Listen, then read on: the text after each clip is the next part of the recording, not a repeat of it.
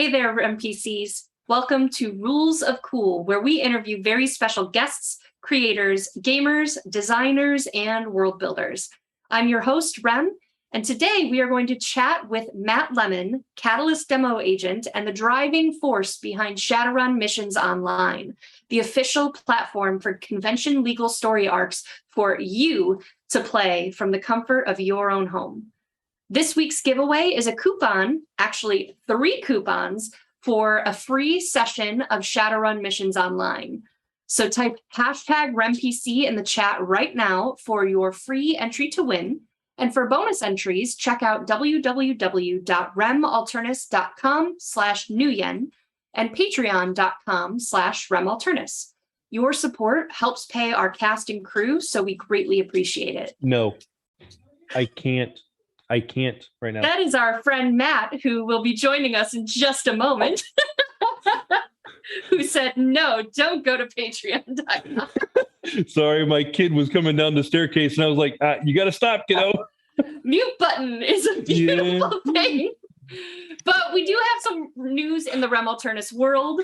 Shadowrun Edge Zone, the upgradable card game, has just a few days left on Kickstarter. We have surpassed $91,000 and a couple of stretch goals still remain. So don't forget to pledge and get in on the mission.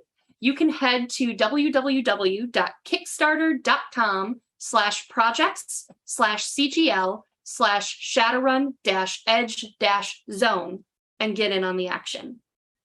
Rem Alternus is now producing audiobooks for the Shadowrun fiction line. We'll be posting samples and updates on our Patreon at www.patreon.com/remalternus. If you want all the behind-the-scenes sneak peeks, currently we're recording titles like Born to Run, The Terminus Experiment, and Dark Resonance, so check it out. Now it's time to get right into our conversation for this week, so stay tuned, Rem PCs.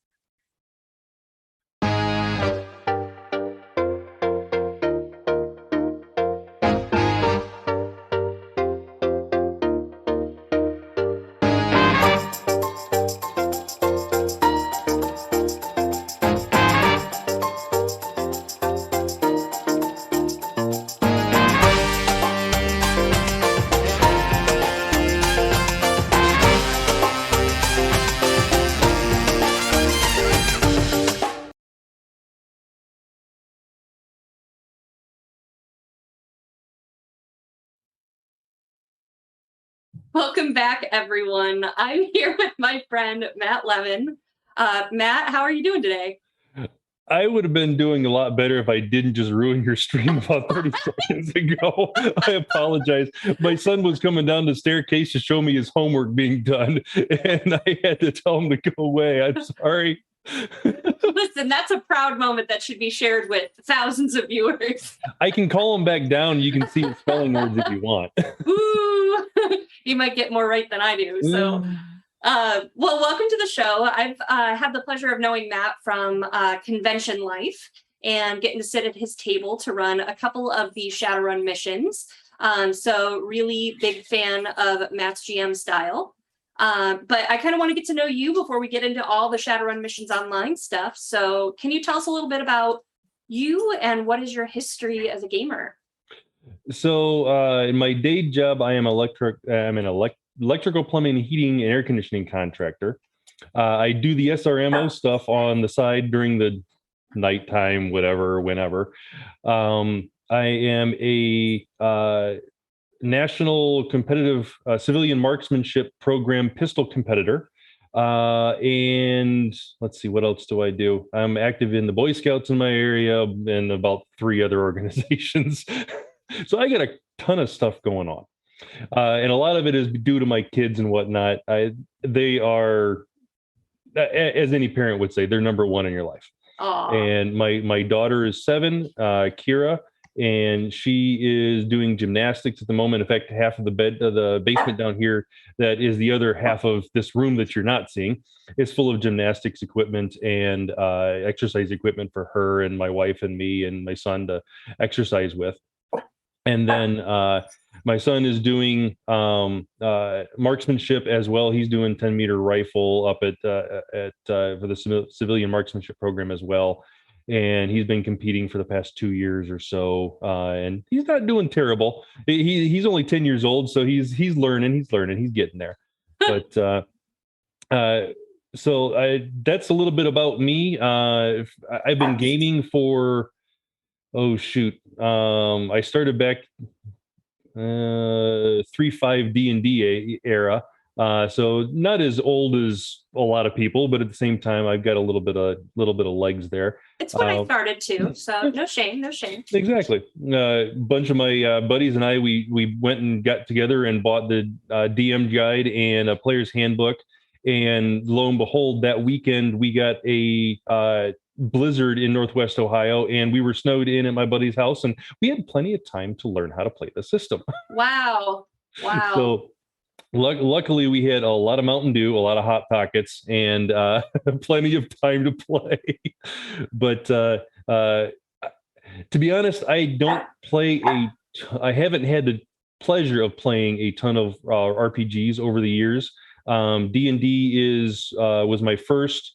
I played BattleTech a few times. Shadowrun, obviously. I started playing that when 5th edition first came out. A good buddy of mine, he was a player from 1st edition. And when 5th edition was starting to come back out, he said, we got to get our 3.5 game switched over, our group playing it in 5th edition and in 5th edition Shadowrun, and try to get everybody to see how they liked it and whatnot. And that kind of kicked off my enjoyment of Shadowrun. I've always been a sucker for the cyberpunk and the dystopian stuff, especially when you throw magic in there. You throw cyberware on anything that you can put like technology in your body. I am absolutely for, because I'm sure with a lot of your viewers and whatnot, we all have things we want to change about our bodies. Like for me, I want to replace my spine because I have a crap ton of problems with it. Oh no! You know this. I'm 6'5", and I have problems up in my neck. I have problems in my lower back. My knees are going at the moment. I just had I've considered cyber eyes myself. So I actually just had LASIK 2 years ago, and I will absolutely recommend it to anybody. It has changed my daily life for the better. Absolutely wow. Would do it 100% again. I don't know what I'd do without seeing smudges in my vision at all times. My glasses are always see clearly. What? Yeah, does not compute. Yeah, exactly. So weird story. If you do want to do that, they actually suction your eye out with a vacuum cleaner or something along those lines, and then they cut the flap and then they laser you. It's really, really weird. It's one of those things where you have to go through in order to Experience it. But it was probably the weirdest sensation I've ever felt before. It wasn't uncomfortable, but it wasn't painful. So. I'm one of those people that, like, when I got wisdom teeth out and my any kind of minor surgery, I'm like, just knock me out. Yeah, knock me out. I don't want to be there. I don't want to. I'm with you 100%. I get allergy shots regularly, and I tell them, don't tell me when you're going to poke me, because I don't want to hear. I don't want to feel it.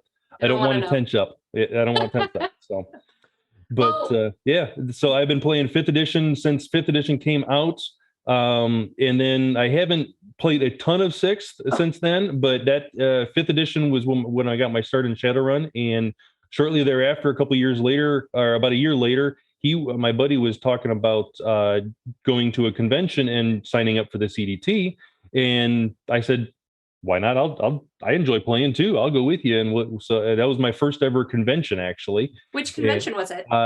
It was Con on the Cob in, oh shoot, I want to call it Akron, but I don't think it was actually Akron, Ohio. But it was in that vicinity. Anyways.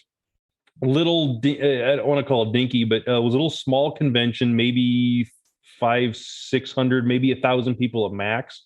But we were in a hotel, and we just basically took over the whole place for the weekend and played 3 or 4 games a day. And you know how conventions are. Mm-hmm. So eating very good food, drinking very, very well, taking care of yourself, and showering daily, of course. Of course.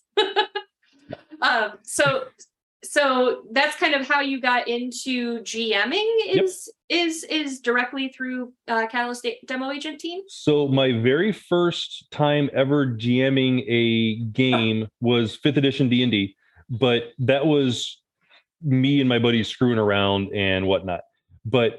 And that wasn't really with any sort of storyline. But then when we got into Shadowrun, and missions were developed, and we started doing the convention stuff, we started getting access to the missions and everything, and I started reading them off the side. And my friend in Cleveland, a game store just opened up nearby him.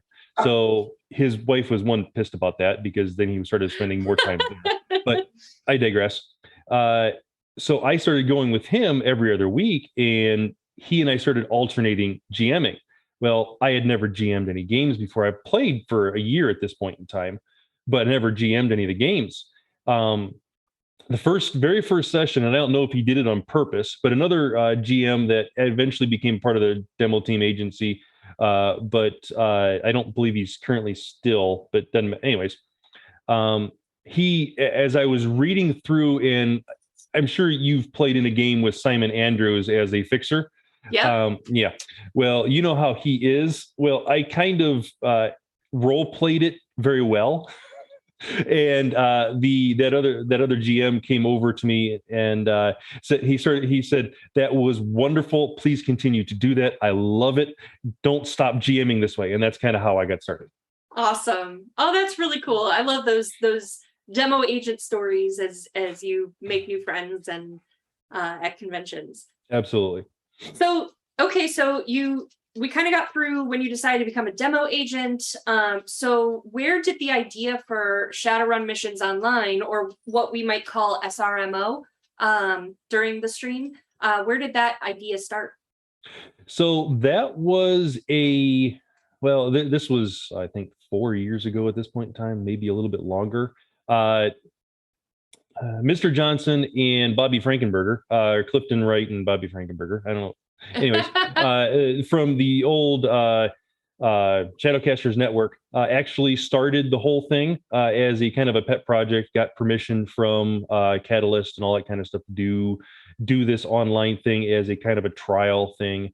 And it kind of started off with just their subscribers and their Patreons getting access to a missions game specifically run by Bobby or Clifton or somebody along those lines, running games for them.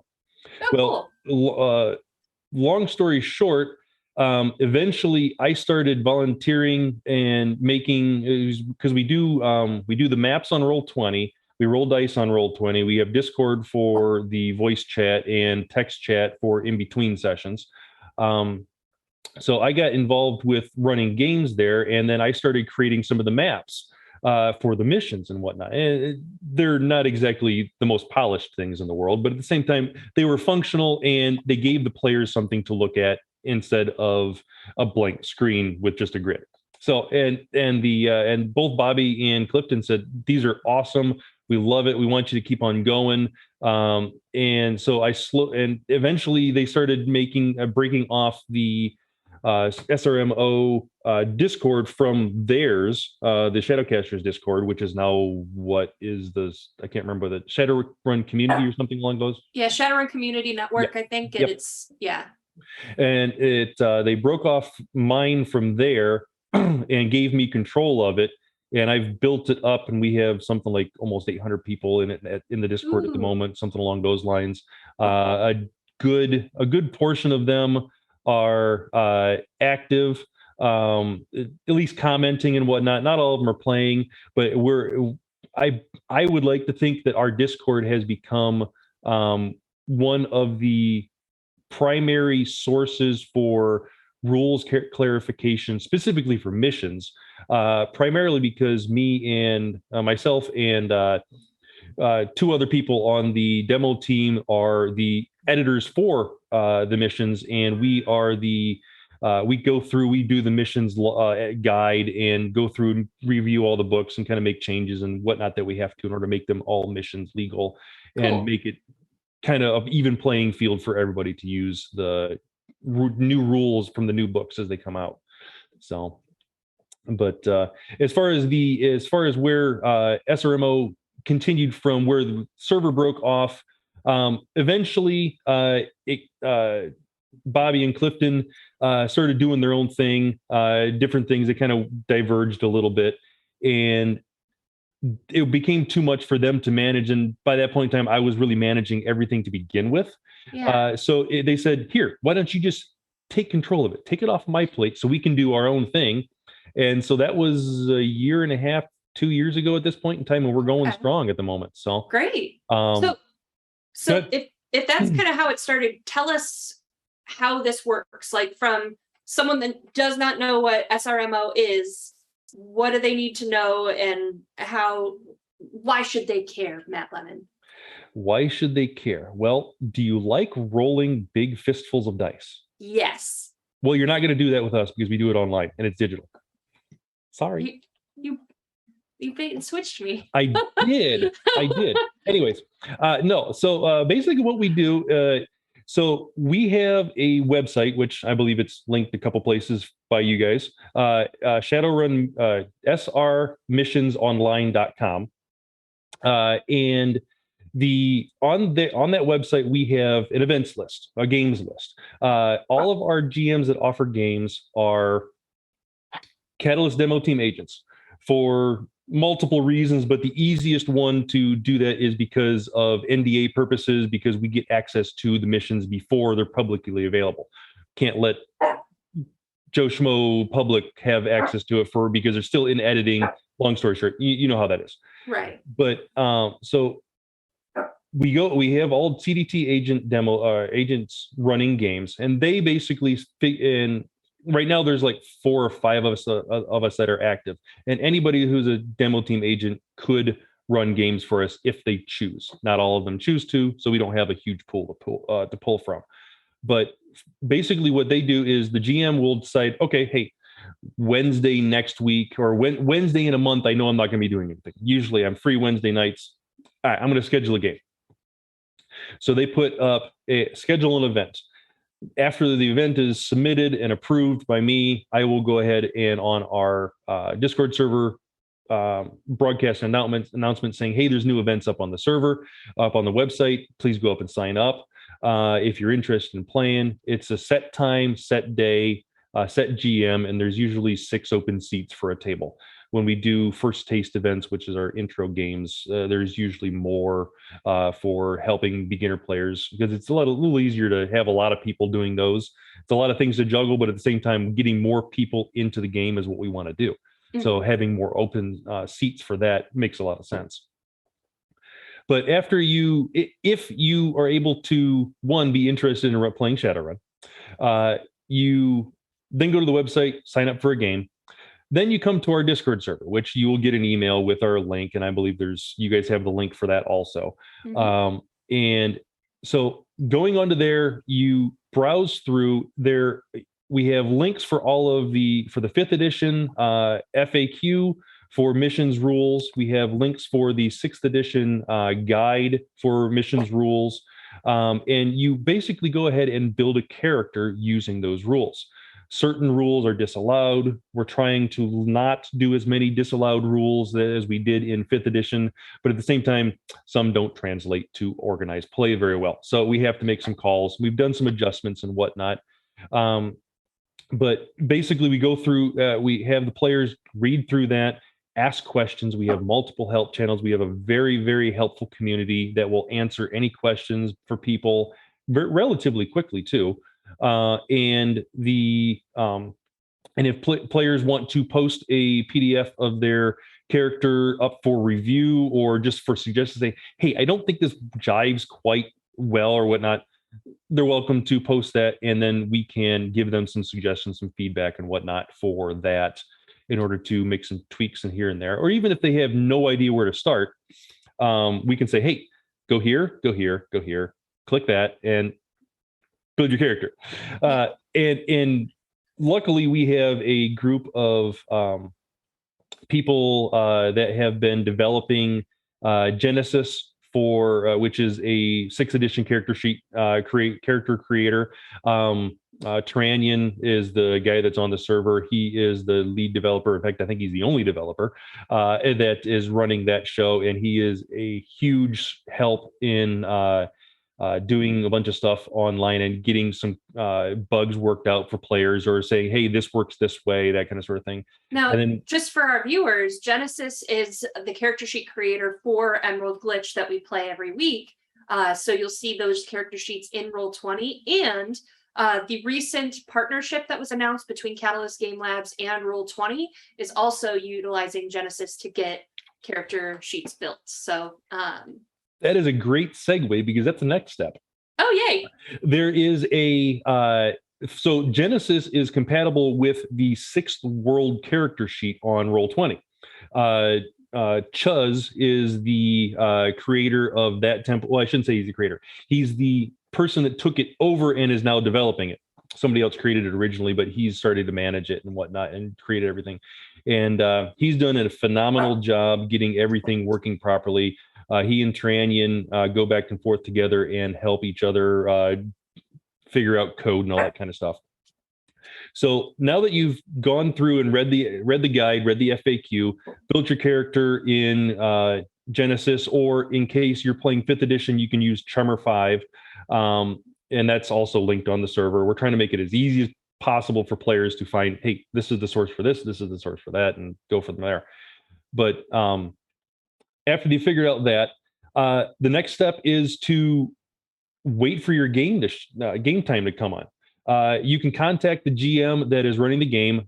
They have the name of the GM is always going to be on the mission that you sign up for. You also get an email with the GM's name in it. It won't have their email address or anything, but they will have their Discord username for you to contact them. There's also a Discord chat dedicated to each GM that we have. So if you have, you're running with me, Raven 2049, on the my next game is in 2 weeks, Wednesday. So that's coming up, and you signed up for that game. You go down, you scroll down on our Discord, find my chat room, say, hey, I signed up for your game. What do I need to do? And we go from there. Excuse me. But that is the gist of it. So I know I'm probably forgetting something though. To pause here, I want to reiterate that our giveaway for today is 3 coupons for a free game each. So you can enter to win and actually get to play some Shadowrun by typing #RemPC in the chat, going to remalternus.com/Nuyen for bonus entries, or joining our Patreon at patreon.com/remalternus. And basically those coupons will get you a free session to play Shadowrun missions online. But do not fret if you do not win, because while there is a cost associated with those games, I believe it's a pretty low cost, right? $2.50 for a game. Breaking the bank. I know. I thought about moving the decimal place, but I usually like to put it in front and add a couple more zeros in front, but it didn't work this time. So awesome. I could move it back one, but that'd be $25, and I think that we don't want to do it. Yeah. So you get an opportunity to come play Shadowrun with experienced Catalyst demo agents, and part of the fun of that too, because if you go back and watch our previous episodes, because I know you guys have seen them all, we spoke with missions developer Aaron Dykstra, and we talked a lot about missions and the kind of living campaign, the story arcs, and stuff like that. So you get a chance to play in those stories and see what has happened in legit canon lore of Shadowrun. So you mentioned the story arcs and whatnot. So in 5th edition, we have the Chicago campaign going that we can play. We have the Neo Tokyo campaign that we can play, and characters aren't transferable between those two, but you create one for one, and then you can create one for the other. You can play them at the same time. You just have to have different characters. There's different rules for each different setting. And then for 6th edition right now, we have the Seattle story arc, SRM 2081s, and then all the CMP convention mission pack missions that go along with that are available at conventions. We do offer those as well. So I think at last count for Chicago, we did the math the other day. We had like 80 some odd missions for Chicago. And I think if we did the math correctly, and I think we're on the low side, we figured out that you can earn something like 190 or no, take that back. It'd be 80 times 6. What is 80 times 6? Anyway, times 8 is 48, so 480. So right around 500 karma per character at the end of the Chicago campaign. Wow. And just a little under a 500,000 new yen if you played all of them. So that it gives a kind of a little power level and money value idea of how the Chicago campaign went. So I'm going through my questions out of order here now. Yeah. But 480 new yen or 80 karma, what is that? Where does that put you on the scale of a prime runner versus a regular runner? Okay, so well, see, that's a very, very good question. Prime runners, if you want to go by character creation mode, is in 5th edition is one thing, 6th edition is another thing, but that's not how you build characters for missions. You only build what is the standard priority experienced runners level of characters. You don't ever build as a prime runner. You don't ever build as a street scum or anything along those lines. You can use some to 10. You can use life modules. You can use point buy in both editions if you want, but you can only build as the standard runner. Okay. But to answer your question, in 5th edition, you were considered a prime runner after you hit the 150 karma. Oh, wow. That mark didn't really do anything after a few years because everybody was hitting that. Okay. But at one point in time, there was a statement that once you hit 150 karma, you could play prime missions, which were basically missions turned up to 11. Kid gloves were off is what the GMs were told, basically. So we try not to actively kill players when we're playing missions. It's not fun for the player. It's fun for the GM. But you have edge to negate your deaths. We have tally marks on things that we mark, and we say gain points of edge for different missions and whatnot. I think I'm up to like 60 edge points gained from players in 5th edition. But anyways. Matt. Final countdown for Chicago caused a lot of people to die. Yeah. But yeah, anyways. So where was I? I lost it. Oh, prime runners.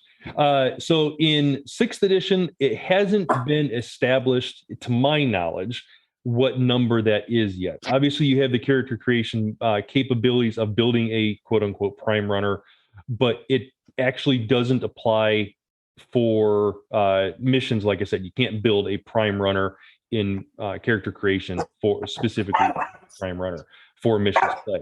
But at the same time, I would consider similar numbers, 100, 150 karma to be considered a prime runner. And that's usually somewhere around 10, 12 missions, depending. So if you finish the first 12 missions of the Seattle story arc for 6th edition, you are basically a prime runner at that point in time. So. And so you said they're kind of moved up to 11 in terms of those missions. For prime missions specifically, yes.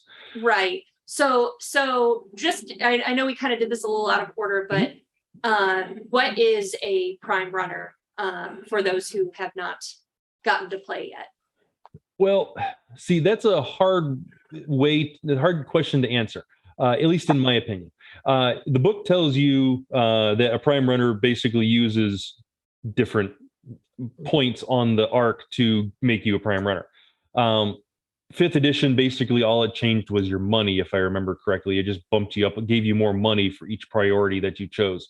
6th edition, I don't remember off the top of my head what prime runners building does for you, or if you can build a prime runner. To be completely honest, I haven't played a lot of 6th edition. I have other GMs for that. I have a very dedicated group of 5th edition players, and they very much enjoy my play style, and they've been playing with me for every time I re-up new missions, they keep on going for it.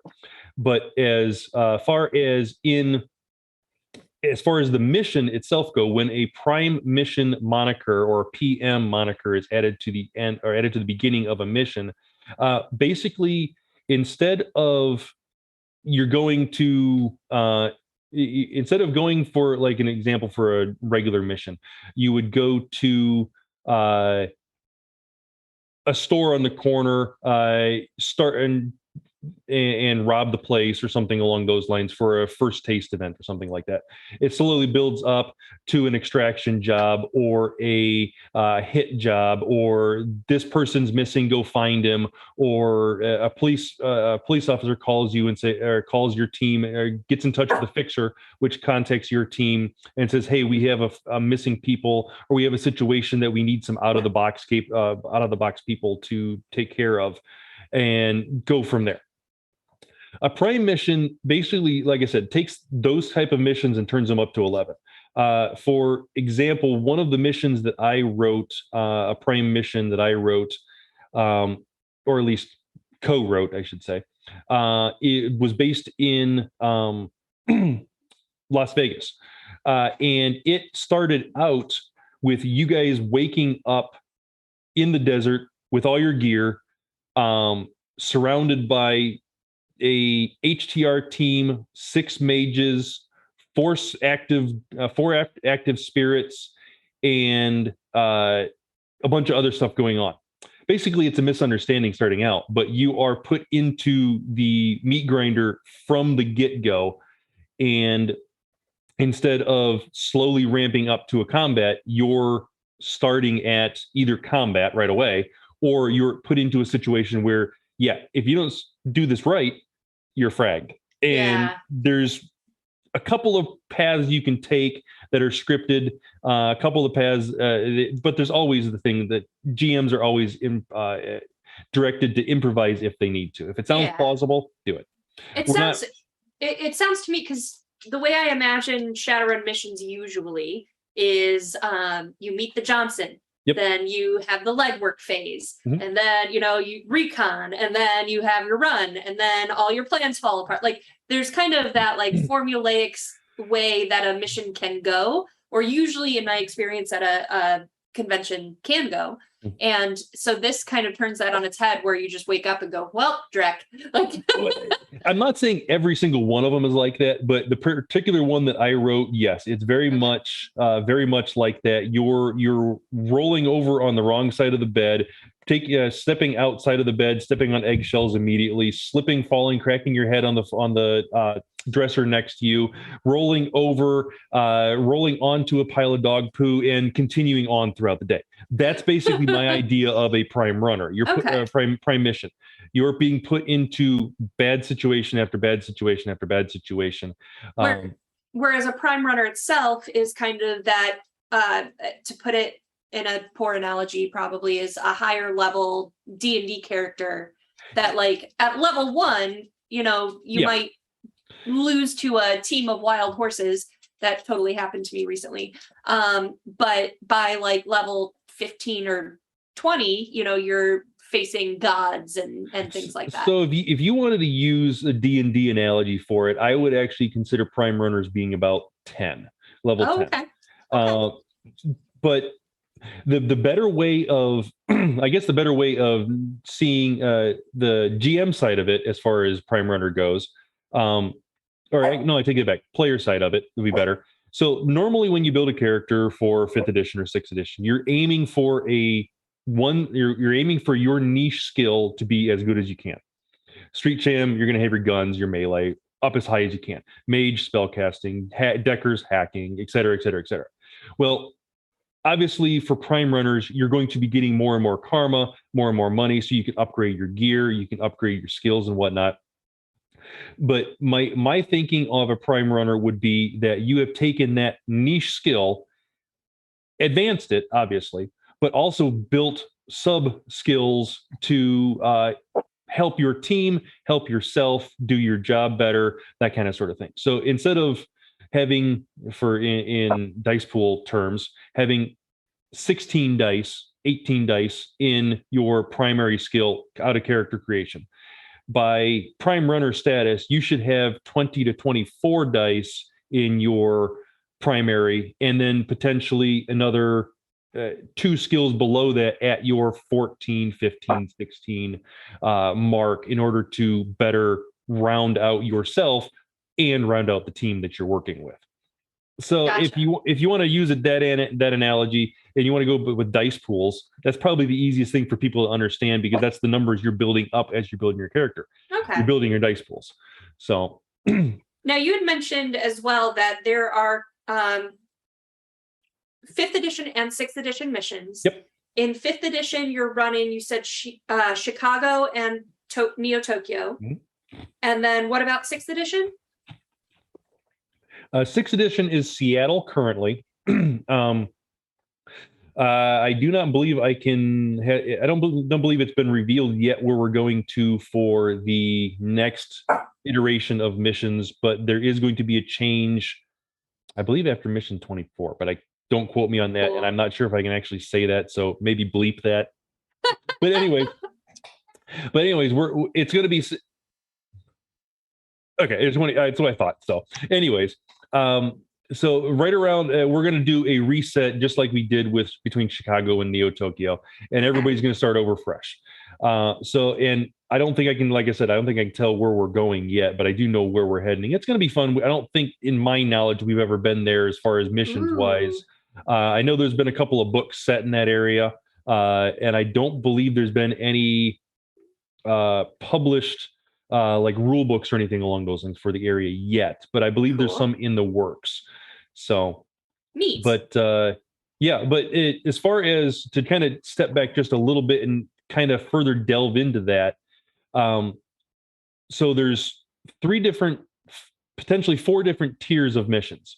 One is the SRM, Shadowrun missions is what that one's for. That one's just your standard storyline, and usually they do follow a story. You don't have to play them in any sort of order. And this goes for 5th, 6th, and 4th edition. And I think there was 3rd edition missions too, but I don't remember off the top of my head. But anyways, they do follow a story, or they try to tell a story, but you don't have to play them in any sort of order. Then there's the CMPs, or Convention Mission Pack missions. Those are usually only offered at conventions. Those are the best places to get them. We do offer them on SRMO. And I believe Drive-Thru has maybe a couple. Drive-Thru RPG has a couple, but I don't know that off the top of my head. And then after that, you have the Prime missions, or PMs. And those are the really high-tiered stuff. Those are really, really difficult, like we've been talking about a little bit. And those are... those are just the high-end stuff. You can do them whenever you want to, as far as in your character's progression, but like I said, the chance of your character dying is normally it's right here. It's off screen. So, but yeah. Anyways, and then there's a fourth one. Is an SMH, which is our April Fool's missions that we put out in 5th edition, and I believe I was trying to write one for 6th edition, but it just hasn't finished yet. So we had plans to release one, but it hasn't been done yet. But I always call it the SMH is Super Mary Happy, but I've been recently told that it's not that way anymore, or not that way. So, but I was like Super Mary Happy, so I was like, yeah, okay. Yeah, usually I believe the April Fool's ones are very punny and silly. Yes. There's one that's based off like My Little Pony. Or... Friendship is Tragic. It was the very first 5th edition one. It was My Little Pony Bronies versus the Amish, which was very entertaining. Oh man. The second one, if I'm remembering the order on this, was Unconventional Warfare, which for anybody who's ever been to Origins in Columbus, Ohio, it's actually based in that convention, based on a few different things with the CDT agency. We get together afterwards and have fun and goof off, and we always go to a Catalyst demo teams. Catalyst demo team. Yeah, sorry about that. But yeah, we end up always get together and we have fun, and we came up with this idea of making a parody of our shenanigans that we do. And that's what that one is. And then there's one that's called Seen It All Before. And that one's basically a bunch of movie puns. It's got Godzilla in it. It's got Alien versus Predator in it. It's got, oh crap. Oh, there's like 6 or 7 different movie references in there. Animal House is in there if I remember correctly. But yeah, anyways, they're really kind of fun. They're always some sort of parody joke missions and whatnot. So, Awesome. but those are the fun ones, and there's only 3 or 4 of those. 3 of them at the moment. Those Okay. 3. So yeah. So all of those are available at SRMO. And then what support do you need to help keep SRMO successful? So we have, like I said, 800 plus people on the Discord, or ish people on the Discord.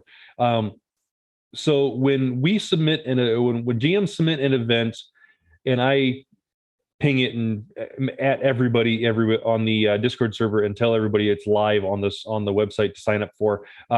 Within an hour, they're usually sold out. Oh, wow. I That's kind of the good thing that we have, but at the same time, it's a bad thing because that's a lot of people not getting access to Right. the games and whatnot. The thing that we need is GMs. We have, like I said, 4 or 5 GMs that are active right now. And we all we rotate and take turns running games and whatnot. In fact, I started running 2 months ago the Neo Tokyo campaign, and I'm doing every other week, and I'm just going to get through season 9 with all the CMPs and a couple of the SMHs in March of next year.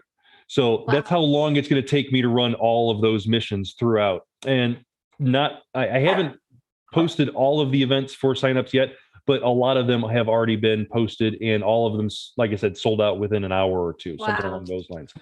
Um, but having more GMs to offer more things to the players, even if it's a random first taste event, which is the intro to Shadowrun, or a builder runner workshop, which is literally what it says.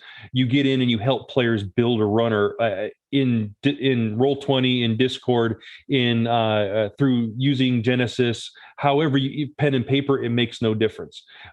Having a knowledgeable person to help players through those kind of processes and then eventually work up to running games for us would be awesome.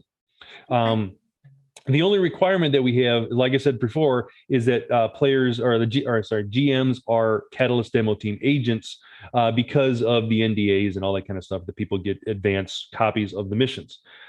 I have taken the liberty and the time to put a bunch of the missions onto Roll20 tables, and so that the GMs don't need to have a PDF open on one screen, a paper down here, and then the Roll20 table up on this side, and along with managing 4 other screens or 4 other windows to figure out what they're doing.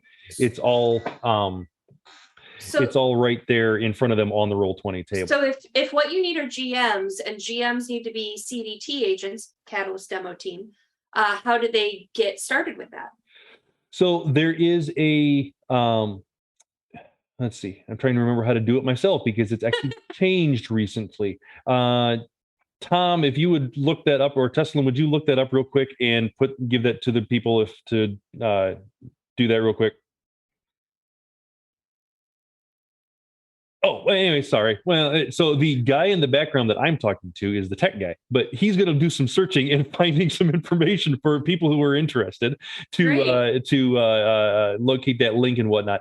But basically, very simple, a sign up sheet that they do. They fill out it in a Google Doc, answer a few questions. It's very painless. It takes about 15 minutes at most. And to my knowledge, nobody's ever been turned away. You just have to volunteer to do it.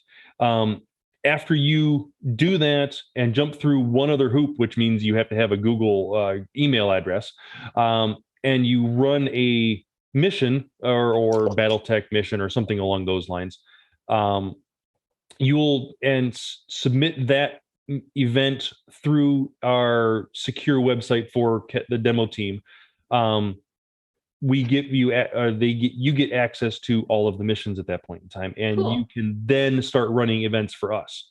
So if you wanted to sign up, go through the sign up process, say, hey, I just submitted my application to if you want to call, like if somebody was coming on the Discord and said, hey, how do I sign up to be a CDT agent? I want to run games for you guys.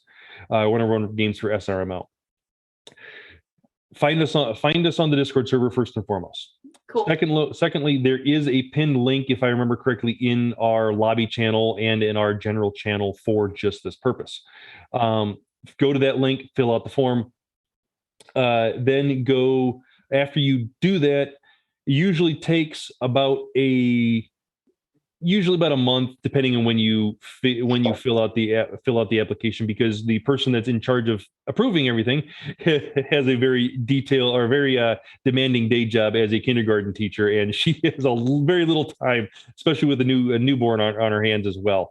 But she goes through everything and approves the agency, sends out an email, adds you to the monthly message that goes out to everybody. You can then talk to me. We'll get you the permissions on our website, and get you able to submit an event for us. You can run a first taste or a builder runner workshop at that point in time, and both of those will count towards a demo team agent's first event to get them access to the more advanced stuff later on and become a full agent. So that in a nutshell is the way to become a demo team agent and run games for us. So step one for the folks watching, learn to play Shadowrun. So check out the Discord server, sign up to play some games, and type #RunPC in the chat right now so that you can enter to win for up to 3 coupons given away tonight at the end of our Shadowrun game to play for free. And even if you don't win those coupons, $2.50 gets you a seat at the table. But start with that Discord, learn the game, and then if your heart calls you to it, go ahead and become a GM and part of the CDT. So with the fee that you mentioned, just to put a little clarification on there, the first taste and the builder runner workshop events are always free. We don't charge for those at all because we want players to come in. We don't want you to come in and say, "Ew, I'm not sure if I don't want to spend $2.50, even though it's only pocket change or whatever." I don't know what your financial situation is. It doesn't matter. We want you to get in and play the game with us. We want you to get the experience. If then you decide to say, "Hey, yeah, I want to play some more," then you can go to the website, sign up, and if you get the coupon that we're going to give away here, and the coupons that we're going to give away, by all means, use it. Absolutely. They never expire. So as long as we're running events, they're going to be good for you. And awesome. So, yeah. Great. Well, we are getting close to time. So I want to give you a chance to say, where can, other than the Discord, where can we follow you to learn more about what you're working on with everything SRMO? So I don't have a Twitter or a Facebook page or anything along those lines for SRMO or anything like that. But basically, the only places we have are the website, which is srmissions.online.com. And we have the Discord, obviously. And then we also I've recently started streaming my Neo Tokyo missions. So that is a new thing.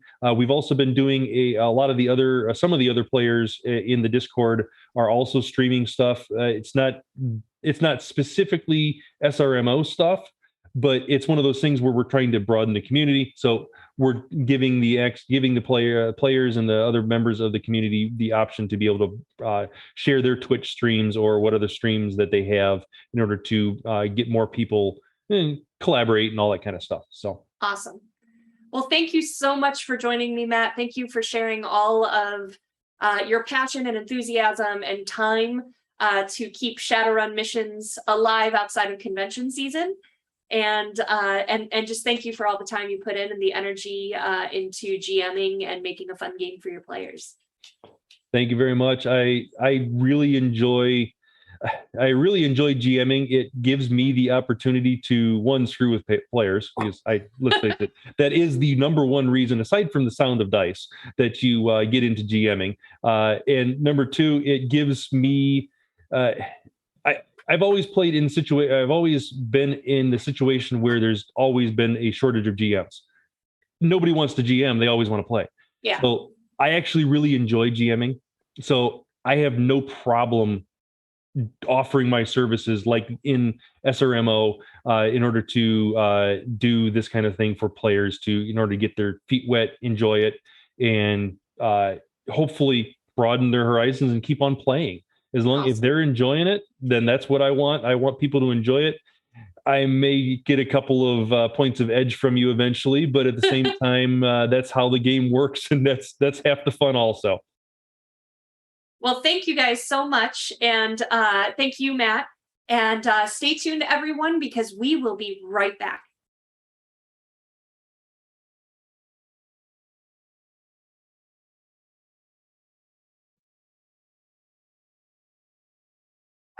Our runners have been investigating the death of one of Violet's biggest fans. What kind of powerful magics did Denny stumble into? Where is the Talismonger, Ishioka Mari? And how many others are after the Gilded Rose power focus? Join us for part 2 of the case of the Midas Talismonger in the next episode of Shadowrun's 6th World, Emerald Glitch, coming up next. And don't forget that we have a wonderful giveaway of a free spot at Shadowrun Missions Online for you to play. We're giving away 3 of these. So thank you so much to Matt Lemon for donating such a great prize. And you can enter to win by typing #RemPC into the chat. And you can get additional entries to win by going to our donation page, www.remalternus.com/Nguyen. And all donations help us to pay our cast and crew and keep producing content. And our biggest donors can have a message read at the end of the episode by the Shadowrunner of their choice. So check it out. And did you know we have more shows like Shadowrun Emerald Glitch on our Twitch channel? We stream 5 to 6 days a week over on www.twitch.tv/masterofrem, including the Dresden Files RPG, powered by the Cortex system, Shadowrun 5th edition, Steampunk Fantasy D&D, and more. So check us out and give us a follow. Well, thank you all for joining. And next week, we have a very special guest, so you're going to have to stay tuned to find out who. But we will see you next time, RemPC.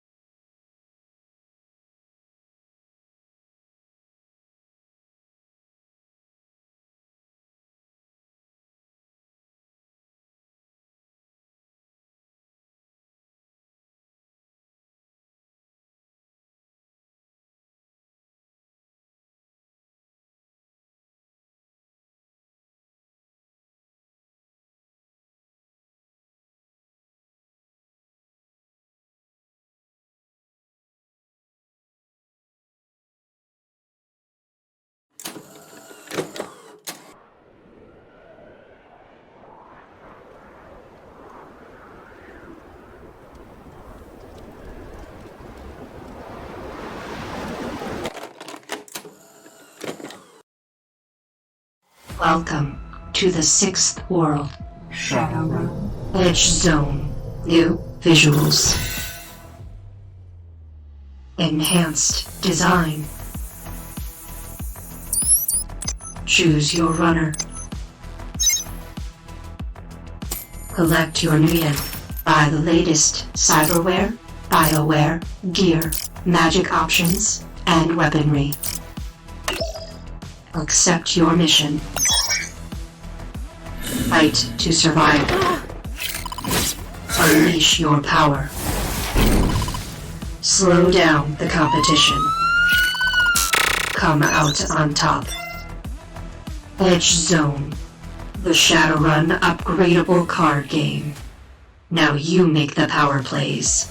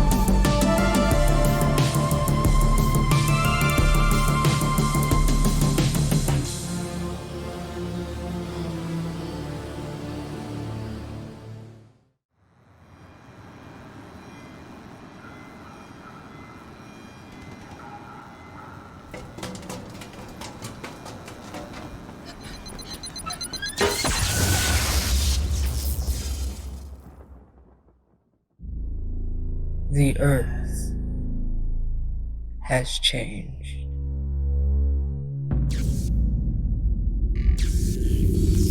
All that once was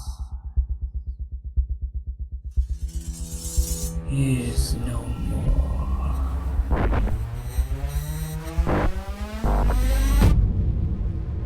Cities renamed.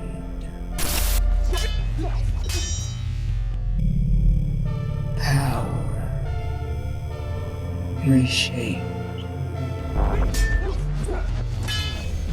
Races reborn.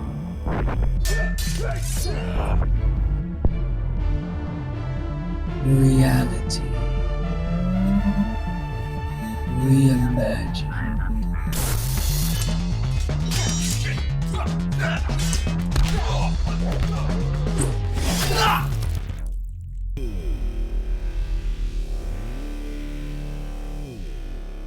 Violence unleashed. The earth has changed. She no longer sleeps.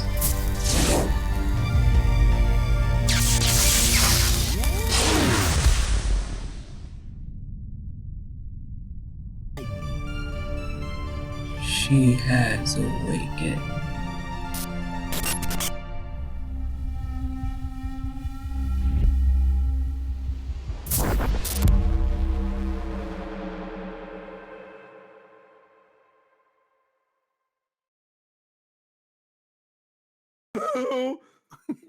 What a spell! Spells. She says spell like 92 times.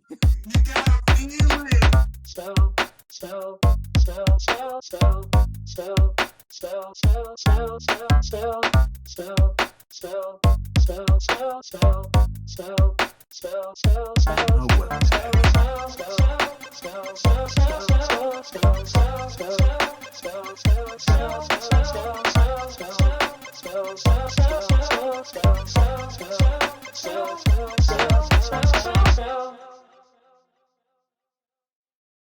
Ready to level up your cosplay game? Check out the Geek Forge on Etsy. With a variety of props to give your photos that extra spark, you'll find just what you need. Hold magical fire in the palm of your hand, or take a potion to restore your mana. With a large variety of colors, you can choose your own magical flavor for your cosplay. Bring drama to your photo shoots with these vibrant props and more, all available at the Geek Forge. Are you ready to level up your cosplay?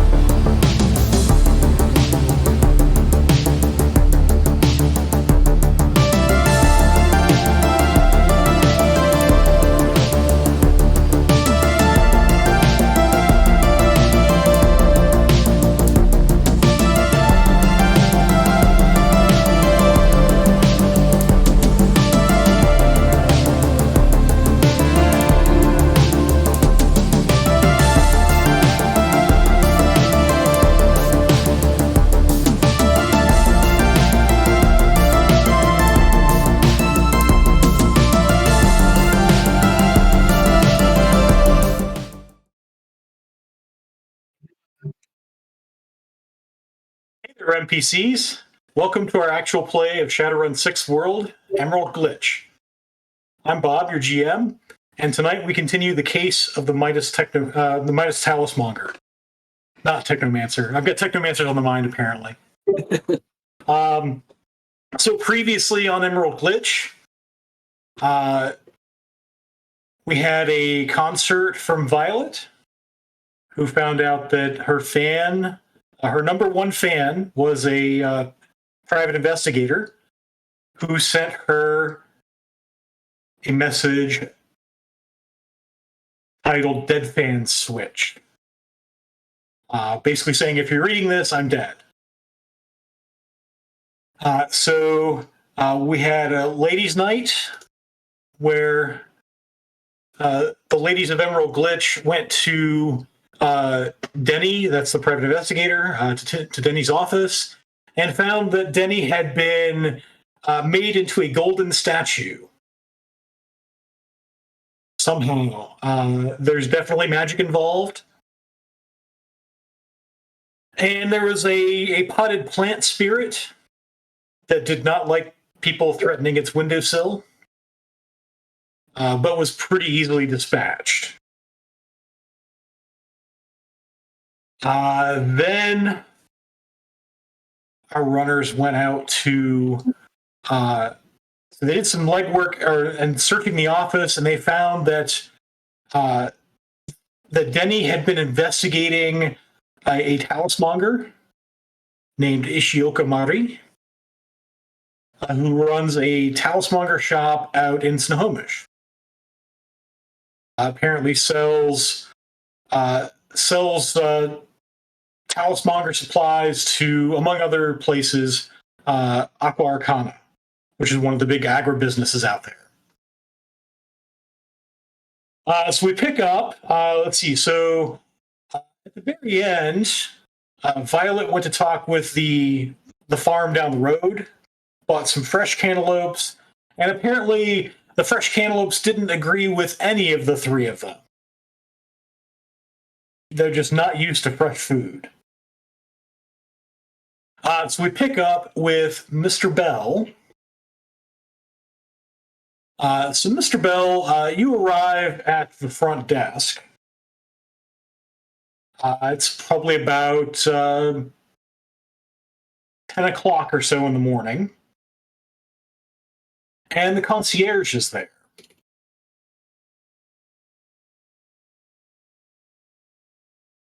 Good morning, madame.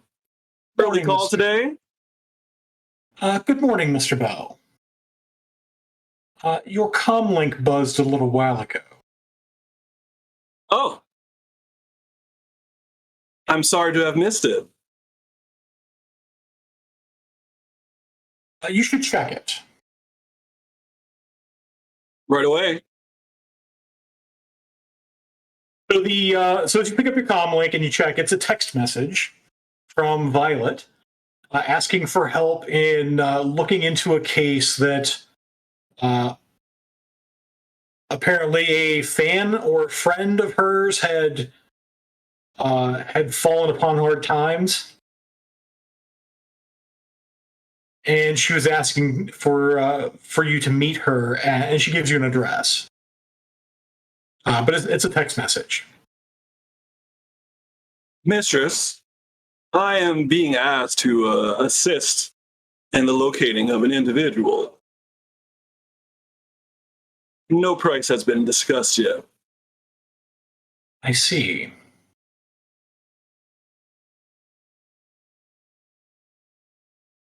Your new friends, I take it. Indeed.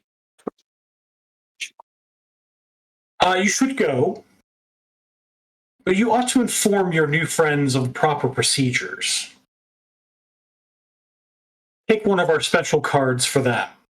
And she hands you a sheet of a very high-end cardstock that's A5 size, so like something like that, about 6 by 8 inches roughly. And you're familiar with it. It lists in Very clean, minimalistic calligraphy, handwritten, is a list of the bell, essentially the basic protocol. It's the request for bell service protocol, with a list of services that one might request. I'll be sure to do so. Make sure your friends have this. If there's Green nothing Man- else. Oh, Green Mansion is a professional establishment that functions on protocol. If we fail on that, we are little better than a motel.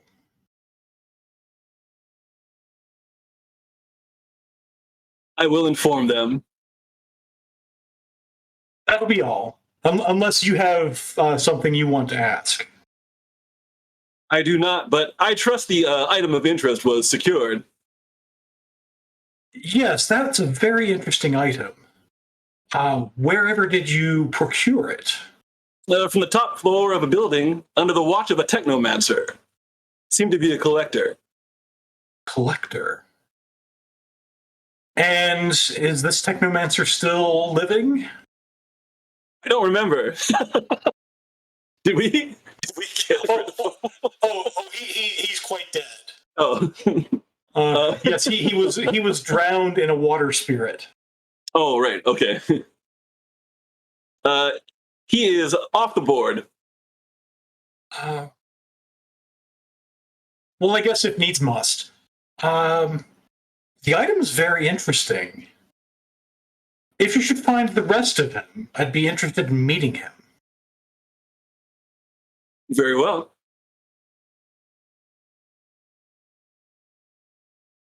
And then I leave. All right. So we pick up with Fisher, who is just waking up from a long night of raiding on his favorite Matrix game. It's like 10 o'clock, and you're really only awake right now because your comlink has buzzed. There is a sort of protocol that's been activated on your comlink where it's kicked. Apparently, the message came in with an audio signal that was immediately shunted to text. Yeah. And you see the command there refusing to play, and it lists like the loudest country song you might ever have heard. But the message is from Violet, and it is a text message requesting your assistance. Similarly to Mr. Bell. Did she? I thought I told them that I was getting ready for that game tonight with my friends. All right. The message came in at what time did you send that? 5:30, 5:15, 5:30 this morning. Yeah, I'm way too asleep for that. And when I say I'm gaming with my friends this afternoon, that means sleep, Mountain Dew, sleep, more Mountain Dew, and then finally starting. But seeing the message, knowing he needs some more money, he sort of starts getting ready for the day. Pay the rent. Yeah, gotta pay the rent. He in the message, does it say who we're looking at, like who this friend is? No, it does not.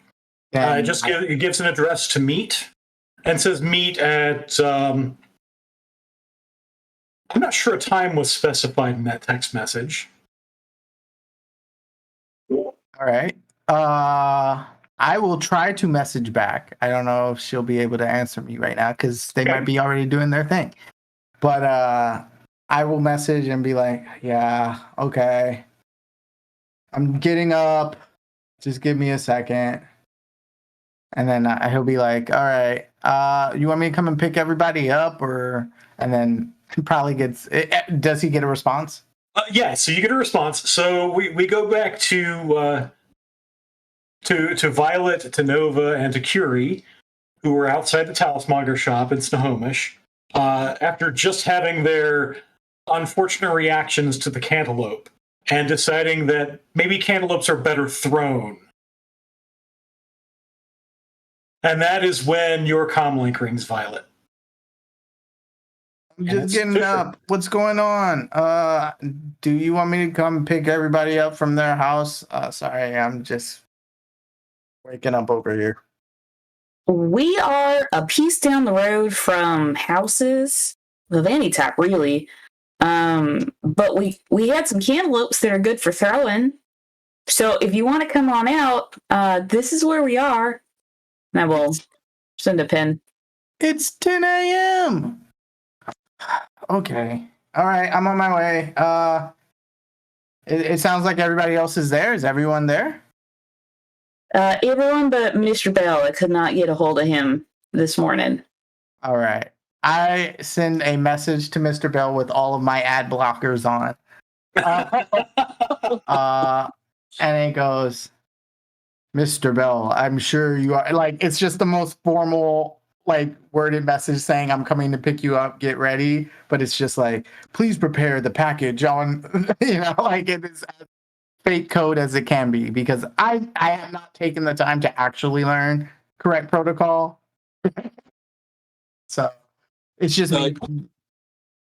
Yeah, when you drive up, you find me standing with my arms folded behind my back, directly on the side of the road, like a kid waiting for the bus. I roll down the window. Good morning, Fisher. It's not good. It's too early. Are you ready to go? I'm sorry to hear that. Yeah. I'm sure today will be fun. Mm-hmm. That's why the car drives itself. And then You seem tired. Do you need some soy cap? No.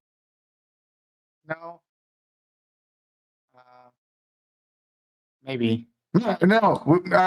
They don't. They're waiting for us. We gotta go. All right. And then I know what will wake me up. And then instantly he puts on the loudest video game music you've ever heard in your entire life. It's just really, really, like, it's coming from his earbuds. He's just like blaring it. And he's like, yeah! Like, but that's how he's woken himself up. It's just in your headphones? You can hear it. It's like that loud that's like emanating from headphones.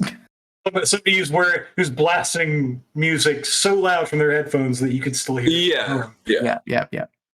So that's what's going on. And then he shakes his head and the car drives.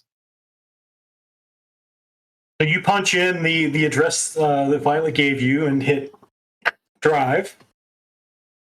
And sure enough, it drives. We've established that the destination is on Grid Guide because that's how the rest of you got there. All right. When we arrive, you guys are just waiting outside, right?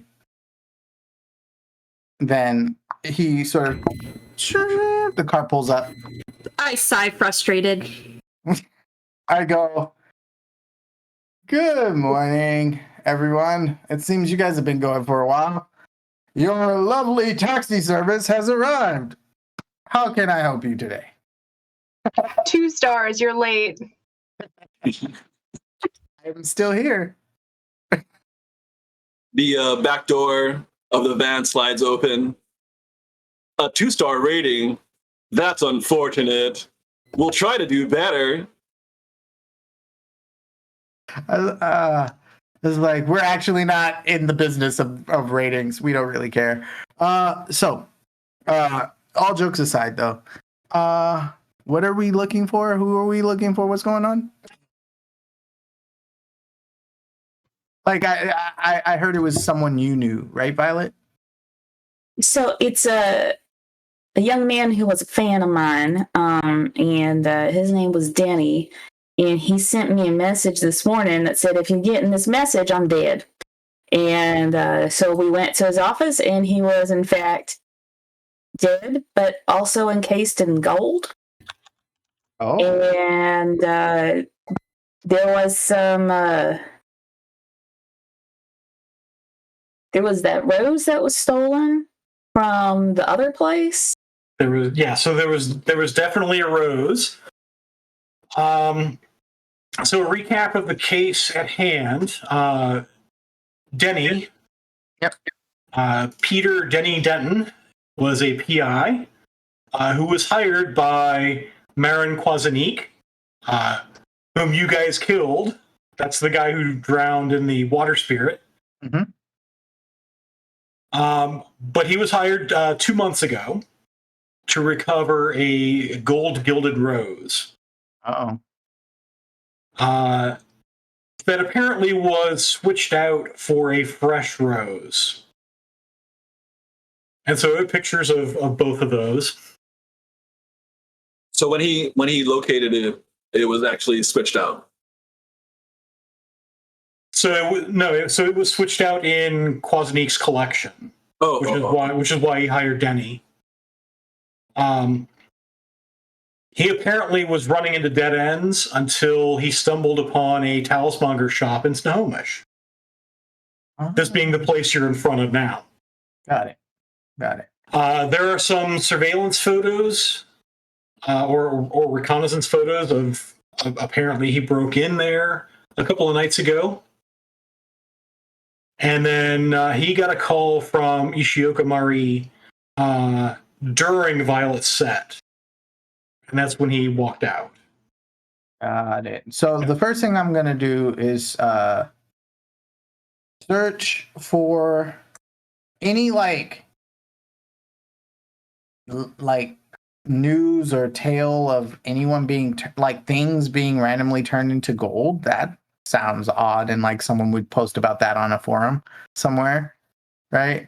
That's my thing. So matrix search is yes, you can go do a matrix search. Yeah, I would want to look into either the very suspicious way that this man died, or B, what they were potentially looking into, but I'd need more information there. But let's start with the way this person died. Don't like that. So by the by, you guys are all healed. Oh. And your edge is recovered to its starting value. Right. Thank you. By now, all of your edges have recovered to their starting value. Okay. Nice. So I did roll, and it was like weird. So should I re-roll that? Yeah, go ahead and re-roll that. Yeah, much better. Okay. So you sift through all sorts of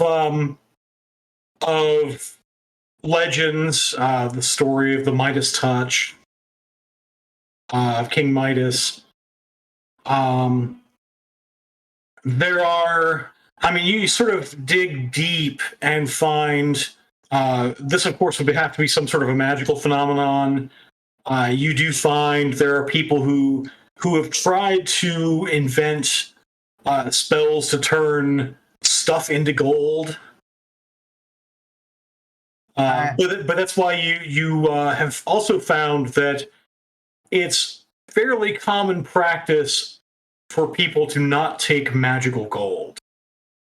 Why is that?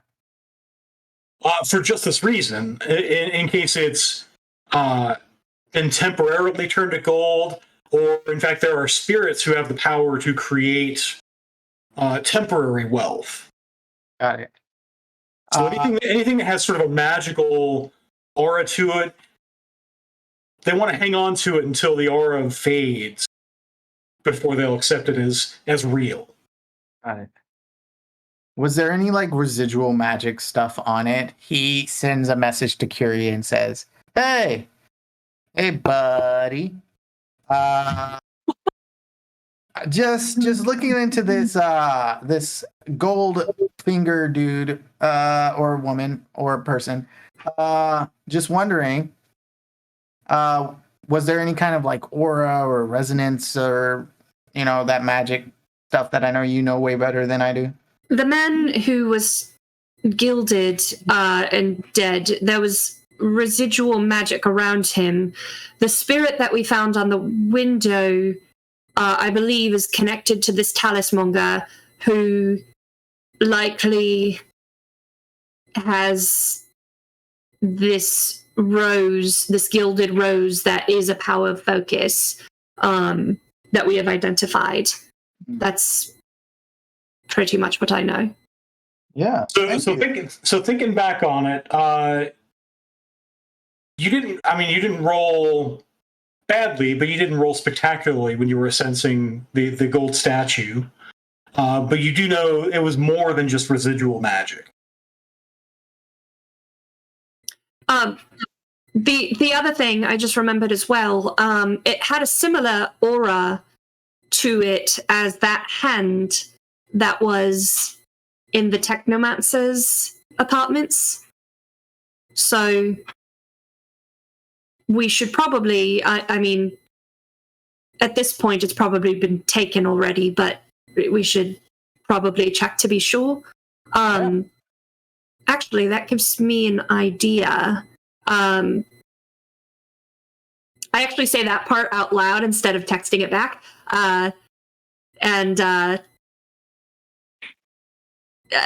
Feel free to come back to me if you want to finish this up, but I'm going to call Liata.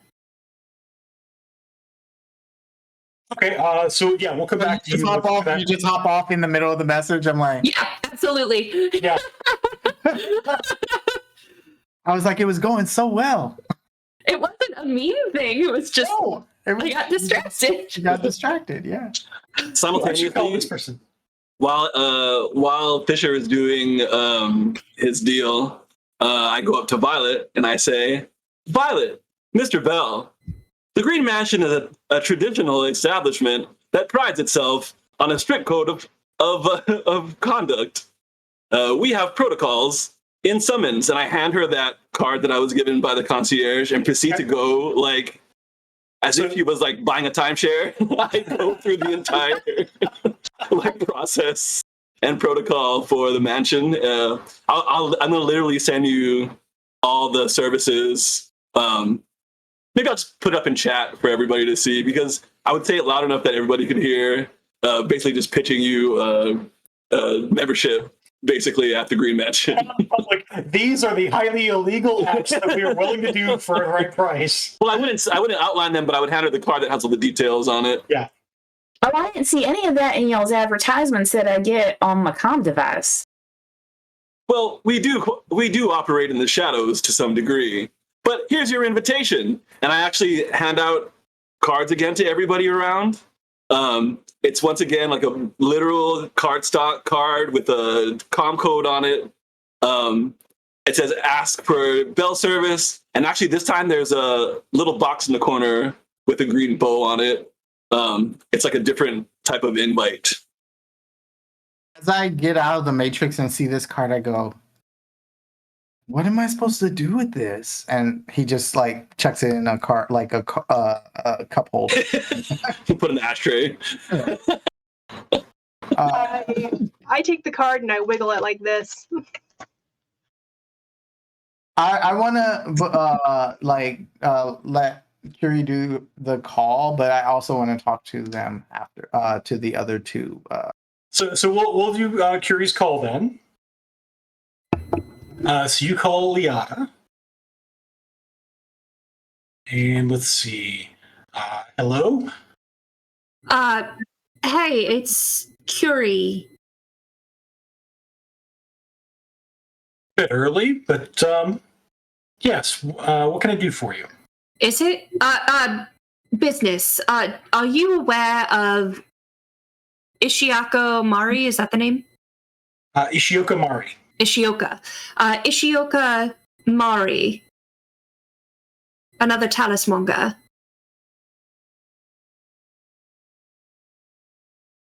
Let's see. What is your connection rating with her? Gosh, ask me questions. Let's see.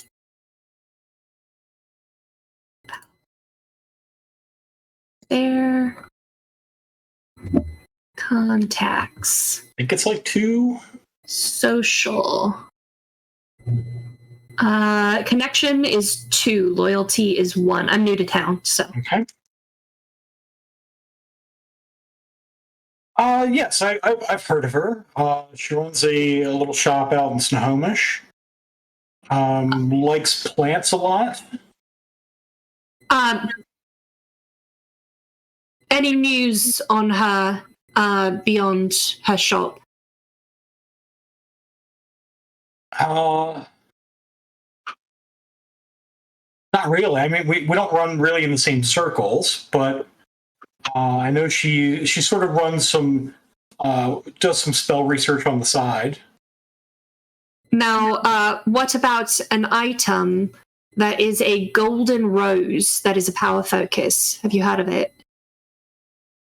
Well, I haven't actually, but that might be something she'd be interested in.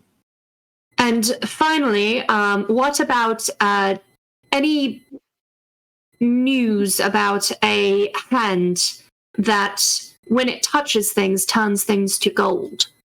Or any object that could turn things to gold, but Have you been reading old stories? Yeah, Midas, I get it, but apparently it's a collector's item that actually does this. That's very interesting. I'm not sure how much it would be worth. I guess depending on how effective it might be at doing away with someone. Maybe somebody has a thing for making statues. That's kind of a leap to make. From hand turns things to gold to use it to make people into statues. Just conjecturing as to what a Shadowrunner might be using it for. I'm going to ping her 500 new yen. Any other ideas come to mind? No. What does the hand look like? A severed hand. It's gross. Pale, I believe.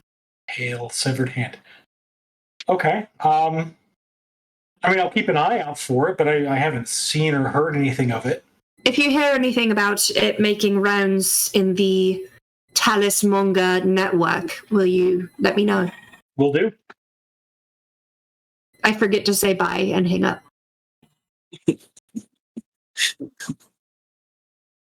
All right, so back to the group.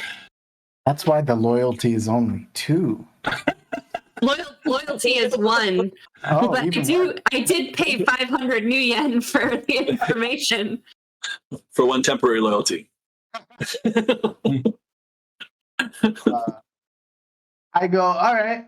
So I just tried to look up a little bit on this this gold statue turning people into gold thing. I kept getting like some really old like fable story thing, Midas or something. I don't know what that is. But as far as like magic and people trying to turn stuff into gold, I found some stuff, but nothing credible. What'd you guys find in there? We hadn't gone in yet because she wasn't open, and we didn't want her to have 2 break-ins in 1 week. We're trying to be diplomatic and see if she'll chat with us, because she hasn't opened until now. So the posted opening hours are noon. And if you recall, you talked for a while longer with the nice couple at the farm, maybe a quarter mile up the street. And he told you, among other things, that she had come by very early this morning and then left.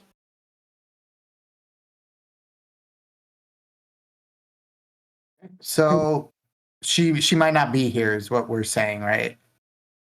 That she got here earlier and then left. So she may not be coming in today, but it doesn't say she's not coming in. Right. All right.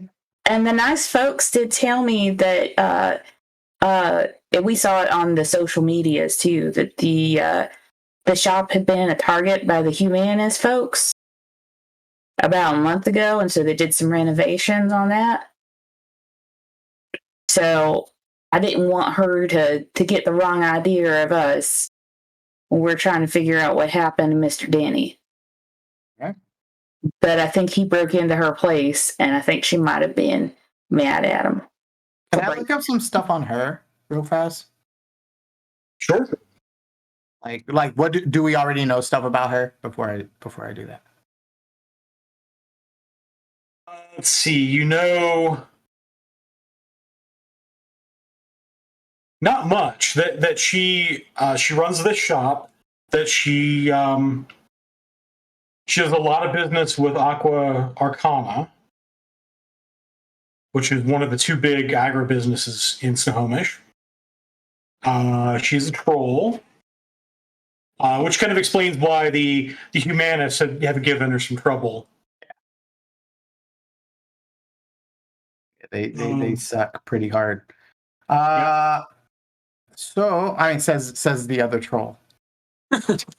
Just being clear. Yep. Yeah. Cool.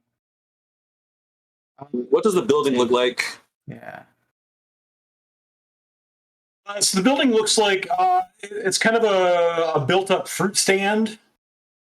Like if you imagine a sort of fruit stand on the side of the road, there's a little building attached to it.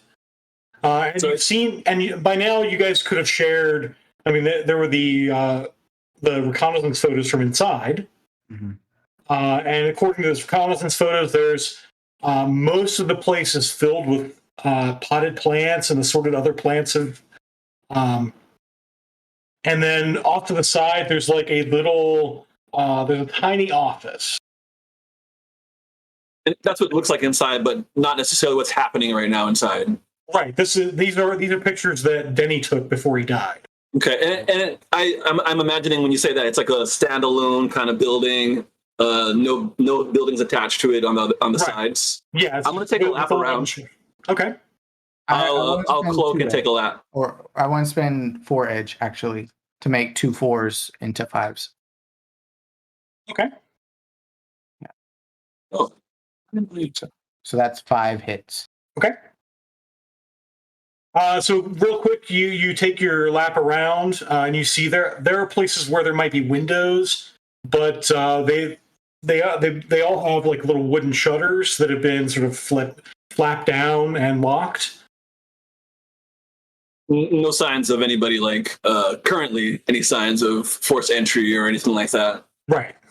Okay. It does appear to be pretty freshly repainted and renovated. Okay. So Fisher, on your search, you get a picture. So there is Ishioka Mari. We've seen her before, right? You have not. No? Okay, maybe. But the Talismonger shop here is called Mari's Farm. She is a troll, fairly slight of build for a troll.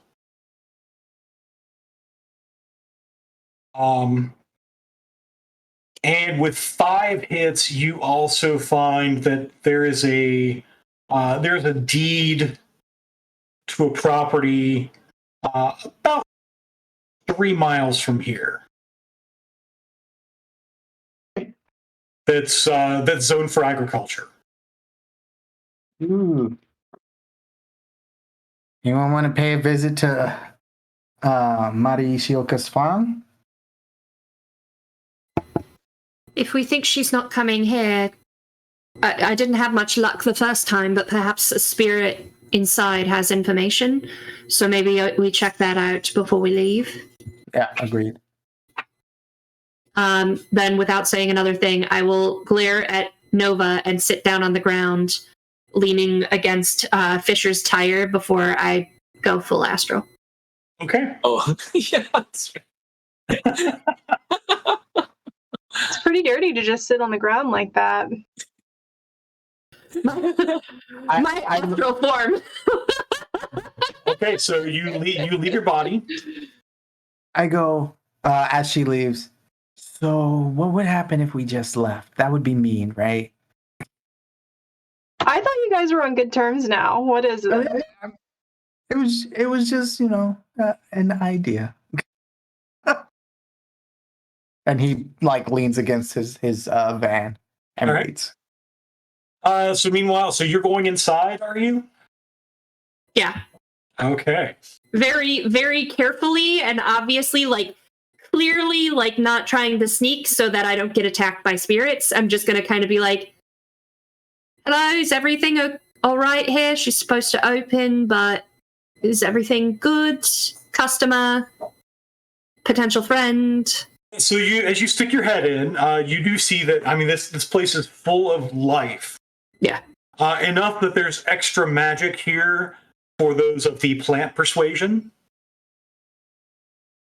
You recognize that as a background count. Yeah.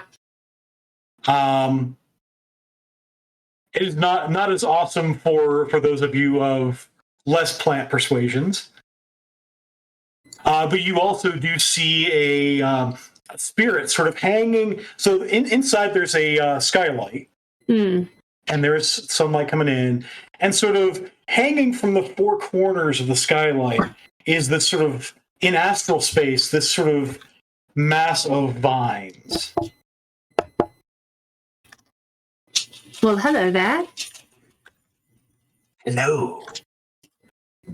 Is she Yogha in today?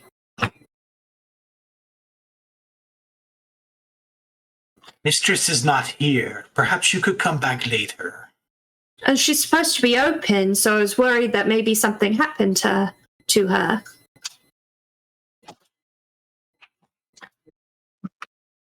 You are mistaken. The sun is not yet high. Smart spirit. Good job, bud. Do you know where I might find her?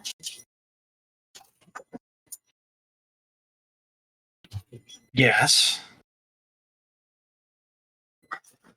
Would you mind telling her that that I'd love to speak with her?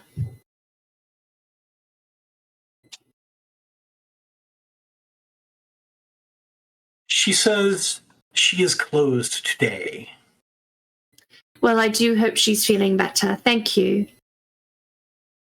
Have a nice day. I go back to my body very satisfied that I did not get my ass kicked by a plant. And confirm. Oh, that was fast. I'm always fast in the astral. So she's not coming in today. We should go to I confirmed that with her spirit. She also knows what I look like now, so not that that's positive or negative at this point, but just a point of information. Wait, how do you know she's not coming today? What happened? I talked to her spirit. Oh, she's got spirits. Got it. She's, as a Talismonger should be, she's a mage. Yeah, but I just don't like dealing with it as much as I can. Anyway, so we know where she is. Like, probably. I have at least an address for some property that she owns not too far from here. So if we really need to talk to her, we could do that. Or, I mean, she's the one who hired this PI, right? No. What? Wait, I'm confused. She's the target of the investigation. She's the target of the PI. Thank you. Yeah, the guy that we killed a couple sessions ago. So why are we going in there to find out what she's got? She's definitely suspicious. She's got a spirit protecting the place. I think what we want is, I mean, if I had a place of business, I'd have a spirit protecting it too, and I'd have a ward, but to each their own. But what we're after is finding out about this rose and where it came from and why and how someone came to be golden. So okay, we're figuring out where this rose is. I just and that think should in lead the us. shop of very fancy things that she keeps might be a good place to put a very fancy item that would. You don't put a very fancy item like a power focus away from your person. You keep it on you to use. Is that what you magic people do? Is that how that works? Got it. You magic people. What? Is that not? Wait, whoa. I didn't mean to offend. Maybe Business perhaps plan? you should Stop stop. smiling. No, just kidding. Perhaps you are best suited to stop talking and be one of those driving people who get us to our next destination. I let everyone into the van except Curie. Out of character. Yep. He did wait. So, never mind. I get it. So it was supposedly stolen from the Technomancer's place, and he got okay. And he suspects that. Okay, all right. That's what I was confused about too. Yeah. Okay. He suspects that Ishioka Mari has it, Got it. Got it. and then he got killed for it. Cool. So with this fun little awkward tension that we got going on here, This is normal. we've approached the 9:00 hour. So we'll go ahead and take our first break. Which means it is my cue to talk about the giveaway for tonight. So you can type in #RemPC into the chat right now, and that gets you a free entry to win our giveaway, which is 3 coupons for a free session of Shadowrun missions online. So you can learn to play some Shadowrun, or if you already know how, you just get to play some more Shadowrun, which is really cool. And you get to play official missions legal, convention legal games online, and with Matt Lemon, who is our host, who runs the whole thing. There's 4 or 5 GMs. There's a variety of games to choose from, but that coupon will get you in. So type in #RemPC, go to remalternus.com/Nuyen, and go to patreon.com/remalternus to get all the entries. So you are always the winner every single week. Thanks, guys. We'll be back in 5 minutes.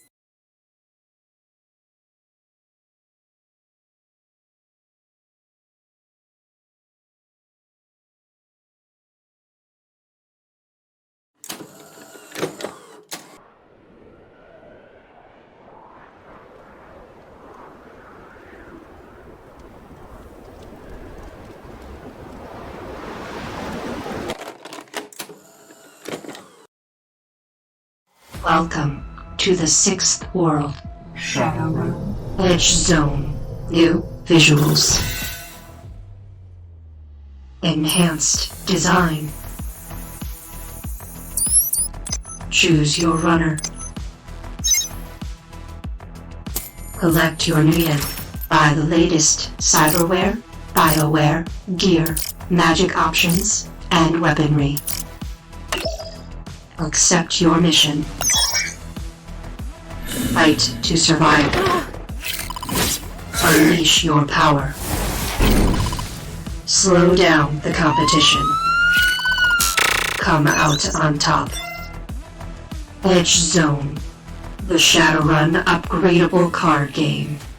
Now you make the power plays.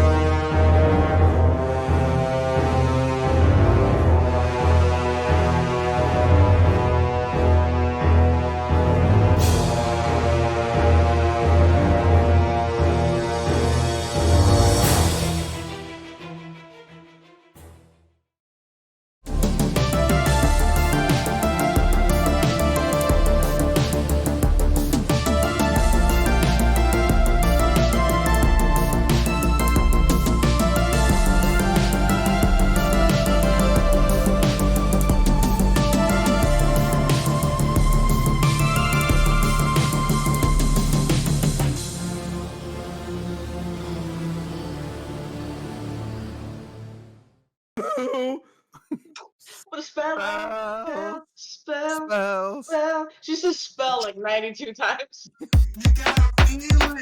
Spell, spell, spell, spell, spell, spell, spell, spell, spell, spell, spell, spell, spell, spell, spell, spell, spell, spell, spell,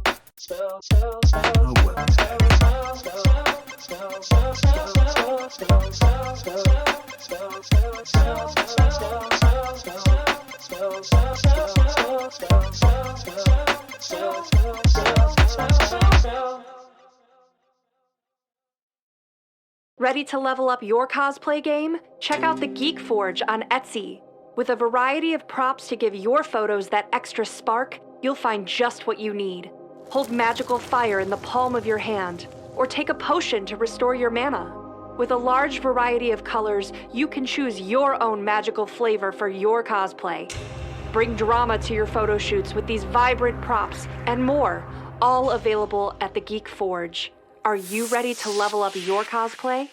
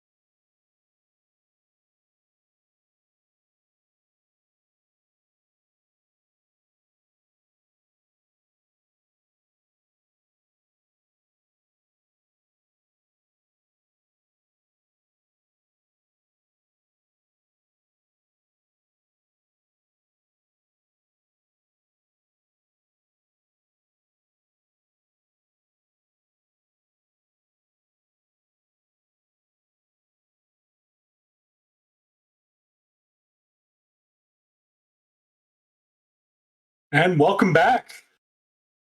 We are, I think, just about to leave the Talismonger shop. Is that right? There was talk of letting everyone into the van except for Curie. Yeah, because I'm just doing my job, taking the people to where they need to go. And I think there was also talk about whether or not you should just break into the shop. I mean, but I was told that magic users don't do that by a magic user, so I'm gonna believe them over my own gut. So I'm gonna get in the car. But the rude comment about me driving and being just a glorified driver, essentially. I literally said the same thing to you that you said to me. Yeah. Fine. Go face a mage without a mage. Go on. I said I'm literally listening to your idea and going there. I just want you to not tell me to get in the car and just do what I do. Hey, Fisher. Yeah. Is there room in the back for this bike that I stole? Oh, And you see like a bicycle that has like really messed up wheels and like has clearly been going faster than it's meant to go. Yeah. Oh, I mean, there's some room, yeah. But why? Why do you want that? I stole it from Violet's roommate, and I should probably give it back. Oh, okay. Let me move some stuff, and he pushes away some, little random like parts boxes that he has in the back of his truck, his van, and then he helps you put the destroyed bike in there. All right. So we have another address. So are we gonna head over there? Is that the plan? I start dialing the Johnny Cab, Grid Cab, right? That's what we said it was called? Grid Cab. To take me home. Okay. All right, let's go. Wait, what? She's decided she Rickon. Harry gets in the van. We go. I am not playing the game. I am not playing this game. If she goes home, does this mean that I get more money? Yes. We weren't doing this for money. There was some money. There was some from the guy, that's true. But we said we were doing it as a favor to Violet. I don't know who he is. I don't know who he is, but everything was fine until the boys showed up. I'm just saying. That is true. Boys mess everything up. Mike can't be offended. I can contest to that. I haven't done anything.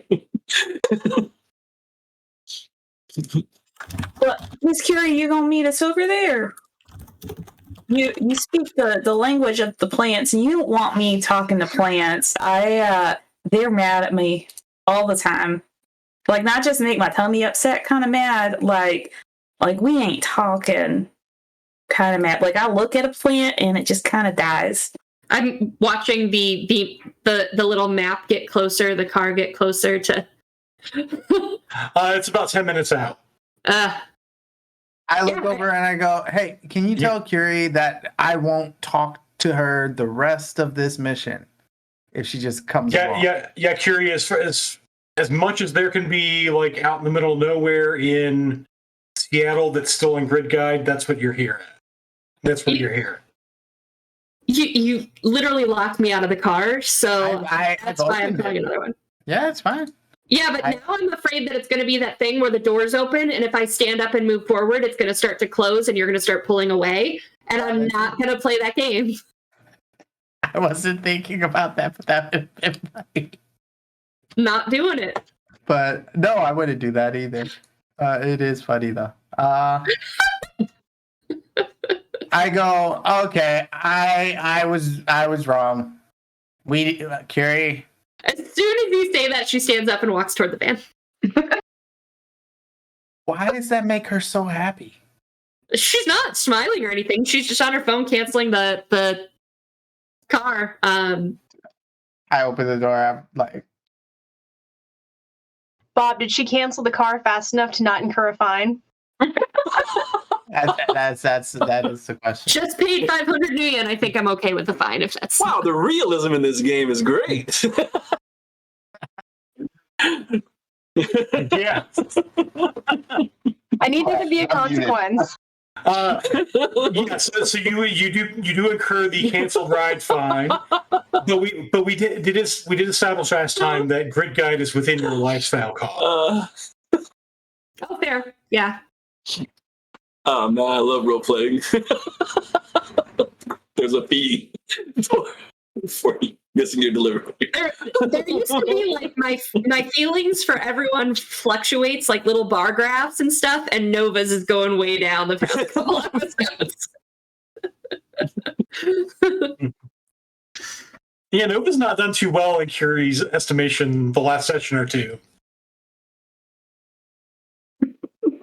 So everybody gets in the van, along with the bike, and you drive. You tell it to go to the other property? Like in the vicinity of the other property, but I take it it's massive because it's zoned for agriculture, right? Mm-hmm. So we should probably check out the place before we just start going on the grounds because they have magic plant spirits, and a farm sounds like a good place to hide plant spirits. So you do get the warning from Grid Guide. This location is off of Grid Guide. Some manual driving will be required. I look at Mr. Bell and I go, "Do you want to drive? Because I'm not very good." I can certainly do that. It's true. I did not say I was a good driver. That's why I have automatic. I let Mr. Bell drive. Okay, so you trade seats, and because the back seats are not made for trolls, you're sort of scrunched into the seat. Wait. I sit in the back seat. Yeah. Well, remember there are two rows. There's like a middle row. I'm not talking to you, so it's fine. I go invisible. Fuck this. We have to cut you a little bit because he's huge. You're like sitting in his little lap, like little sitting in his lap. I hope somebody in chat snipped that. All right.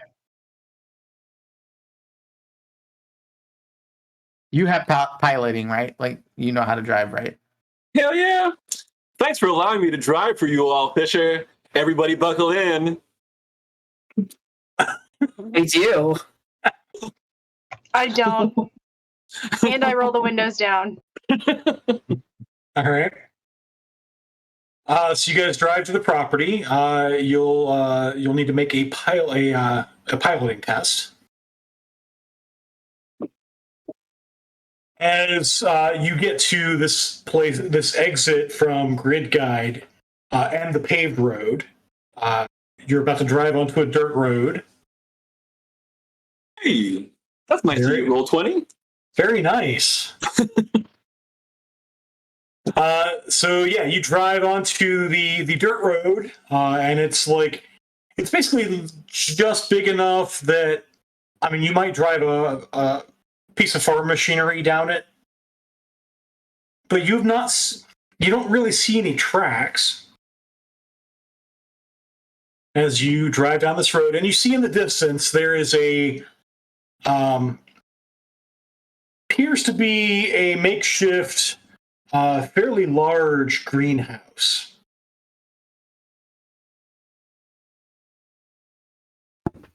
But it's not glass like regular greenhouse. It's more it's like a big dome. I'll go do my astral. Plastic. Okay. So that I can see at least what to expect us to face. Oh yeah, go ahead and make it a sensing test. And I'll perceive an astral if I can. Because I never use that, and I have it on my character sheet, and yeah, I should, I feel like because the way you can't see through windows in astral, So I feel like you're like the dog sticking your head out the window while you're driving. All right. Skills. Regular astral, I'll take it. You do definitely see, both of you see that that area up ahead is teeming with plant life. Cool, but I'm more interested in the magical plant life, so I'm going to keep pushing. So you go up to it? Yeah, so I'm full astral.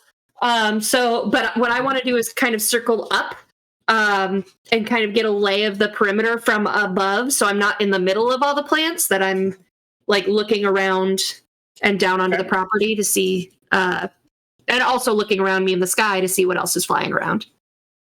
So there's nothing flying around, but it is an enclosed dome. You can't quite see through it, but you can definitely see there's like a little bit of maybe there's a stream or something that leads in from one side.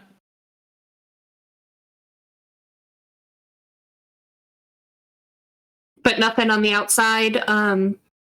There is nothing on the outside. Is the dome warded? It does not appear to be warded from a distance. Okay. Then I'm going to circle myself closer. Take another look. By closer, do you mean look inside? Not yet. I want to. You said I can't see a ward from here, so I'm going to get closer and see if there's any other spirits or ward that I see. And then if I still feel comfortable, then I'll kind of do my thing. You do not see any further spirits or wards. Okay, then I'll do my thing. From like the top or like a side or. Yeah, let's do the top first, because there was that vine thing on. Well, hold on. Thinking about it as I'm circling here, there was the vine thing that was on the ceiling, in the shop. Mm-hmm. But this doesn't have a skylight or anything, and it would be hard. More like it's a greenhouse. The whole thing is essentially a skylight. Right. So, yeah, I'll choose kind of like not the very top of the dome, but kind of like top side to phase and see what. Sure, right where one of the vines would have grabbed on. That's fine. I'm kidding. If it was that big, I'm screwed anyway. Okay. So I will move us to that map just so you can see what's going on. So inside there's some wooded area.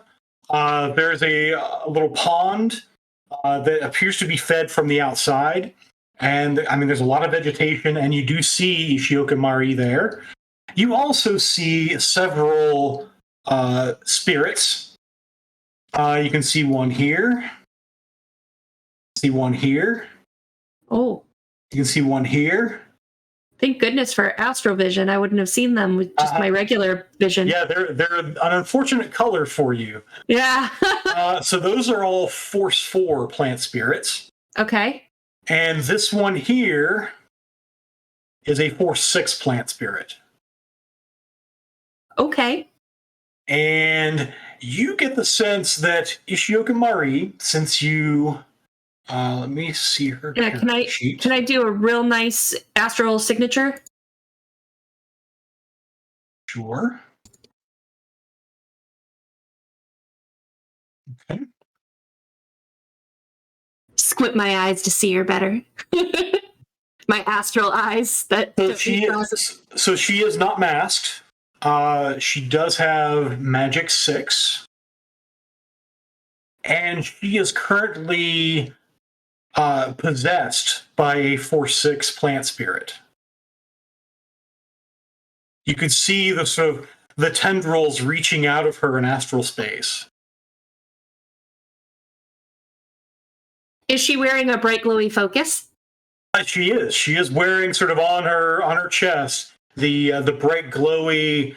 It is a gilded rose. And with 5 hits, you definitely see that it is a Force 3 power focus. Oh, that's going to be mine so hard. All right. So looking around the rest of the greenhouse, no other spirits lurking about? That's what you see. I need to see. That, okay.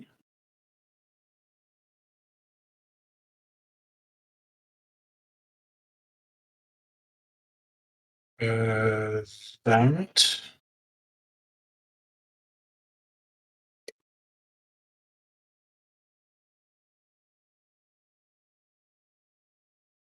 Oh, And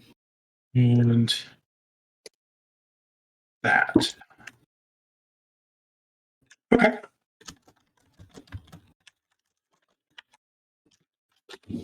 So you don't think you have been seen. They don't appear to react to you. okay. All right. I'm gonna head on back to my body and come to my invisibility has obviously dropped because I'm not maintaining a spell while I'm in the astral. So I kind of sit straight up and go full. No, there were 3 or there were 4. I can't remember of the smaller ones. 3 of the smaller ones. 3 of the 3 medium strong plant spirits. 1 plant spirit that's at least as strong as I am. She is at least as strong as I am. She has the focus on her, which makes her stronger. And interestingly, she is possessed by a very strong plant spirit. So whatever probably her reaction to Violet's fan is probably how not how normally she might react, unless this is some weird symbiotic thing. But lots of spirits. So here's the problem. As I'm thinking all this out loud, this is quite talkative for Curie. I'm caffeinated, so she's caffeinated. So,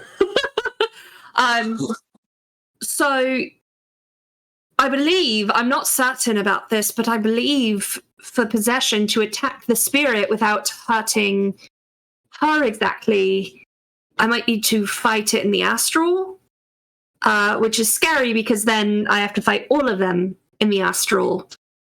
So probably best for if we get into, and it turns into a fight, which it's pretty likely at this point, I stay physical, we fight off the smaller ones that are detached from her, and then we might need to knock her out, which I'm fine with, but I think separating her from the spirit is probably a good way to go.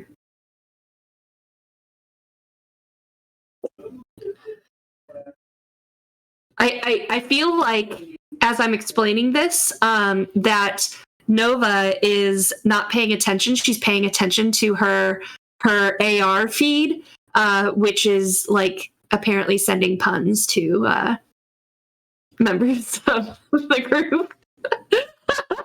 Nova is actually thinking about just geeking the mage, so. Oh no. Yep, sounds good to me. Hate to waste a good mage, but Also, this is just me putting it out there. What if what's possessing her is that magic foci rose thing? What if that is what is causing all of these problems? it's possible. It would be a bit strange that the power focus would be a different force than the being possessing her. But it's possible. But if we know how to separate her from this, we'll find out more later. But the first part is to get this thing hopefully out of her. And of course, it is my preference to keep her alive. A, because magic. B, because whatever she's done clearly isn't in her control. And 3, it might be good to have another Talismonger contact that can get us magical objects in the future. Also, for the record, Curie, you also saw in astral space there is a sustained spell on her that seems to be running on its own. So, interesting. So you might be able to use that focus to store spells, or her plant is doing it, but I think I would have seen that. So, or there's another object. Could make a memory test. Okay. Because you have the Arcana knowledge skill, right? Knowledge. I didn't know that was a knowledge skill, so I did not take it. But I have quasi-resonant precognition. You can go and make a memory test. Okay, so that is somewhere. I do that. Oh, I found it.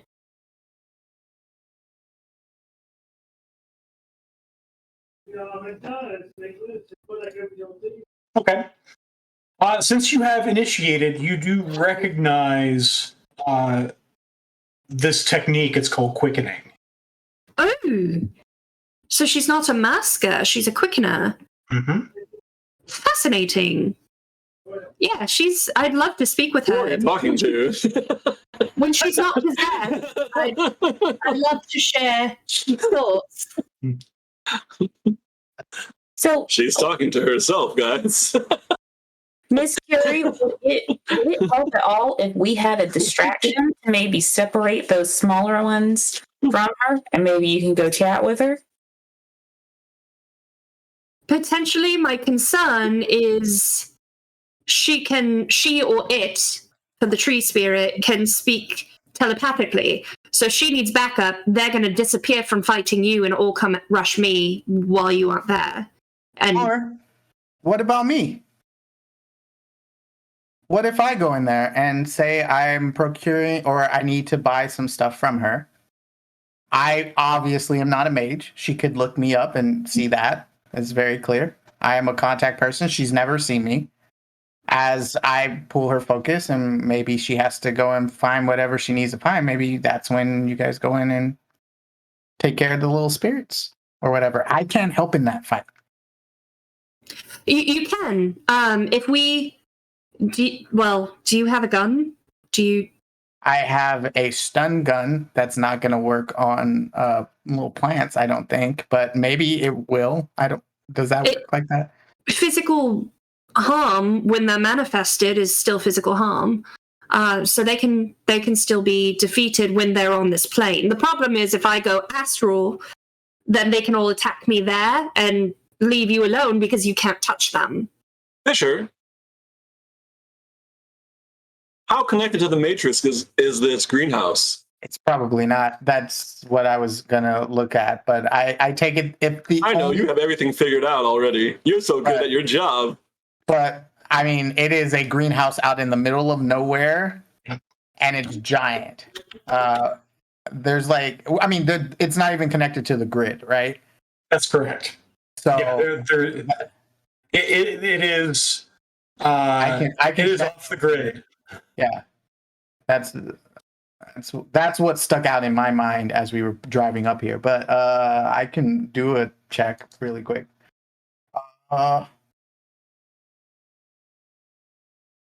Do I sense anything?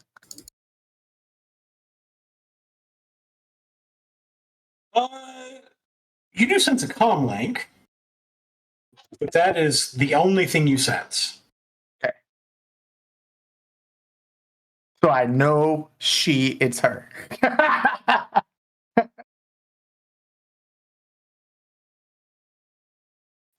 And that's unfortunately not the backup she's going to be calling for. Right. The other thing, putting this out there, we haven't revealed our presence yet, so we could get fire. I look at Mr. Bell. Plants don't like that, so instead of bullets, we could come prepared with flamethrowers and hatchets. The smile you just gave, Roland.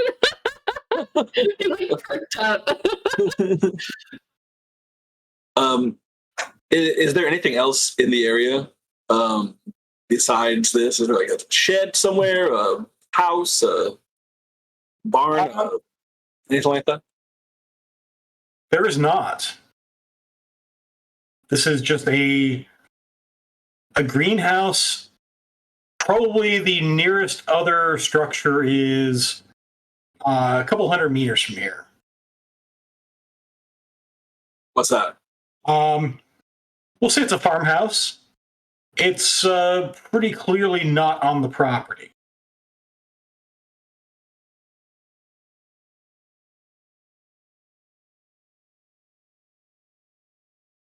We don't just have a flamethrower, unfortunately. You think you have a flamethrower? Yeah. I was thinking to go over there and ask if they have gas. Well, hey, And then we I've can got douse the area. this grenade. Just throw it over there. That could work in a Is pinch. it- I mean, Yeah. we could always leave and come back. There's not a timeline that we clearly she's where she wants to be. I mean, if we just approach non-threateningly, like, could that work? We could try the whole what happened with the gold dead guy, but keeping in mind that any answers we get are going to be from the spirit, not from her.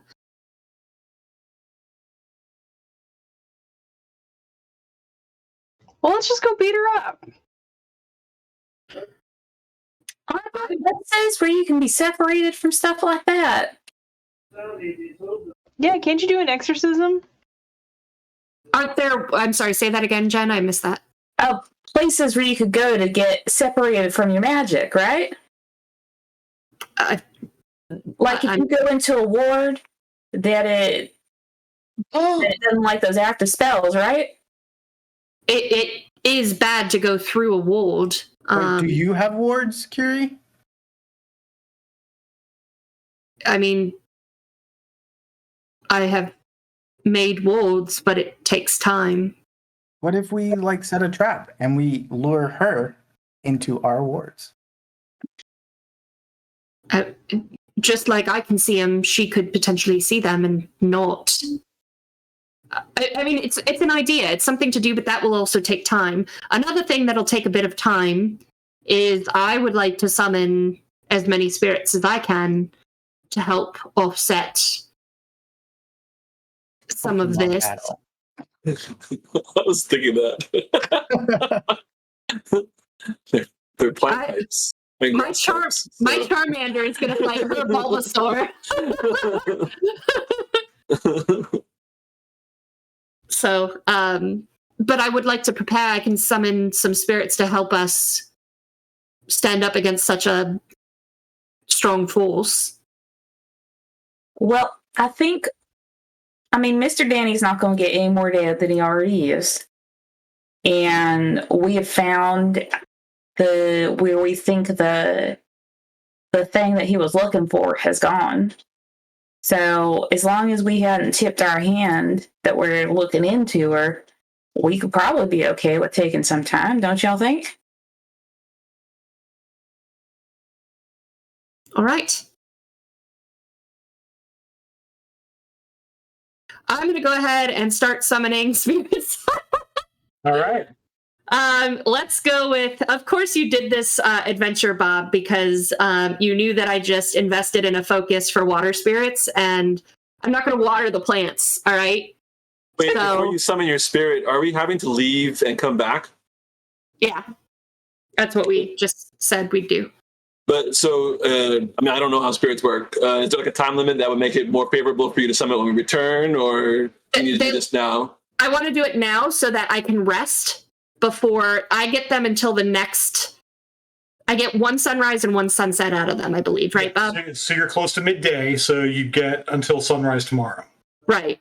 So I can either wait till sunset to give me sunrise, sunset tomorrow, or I can do it now and have sunrise, sunset till sunrise, so we'd come back tonight.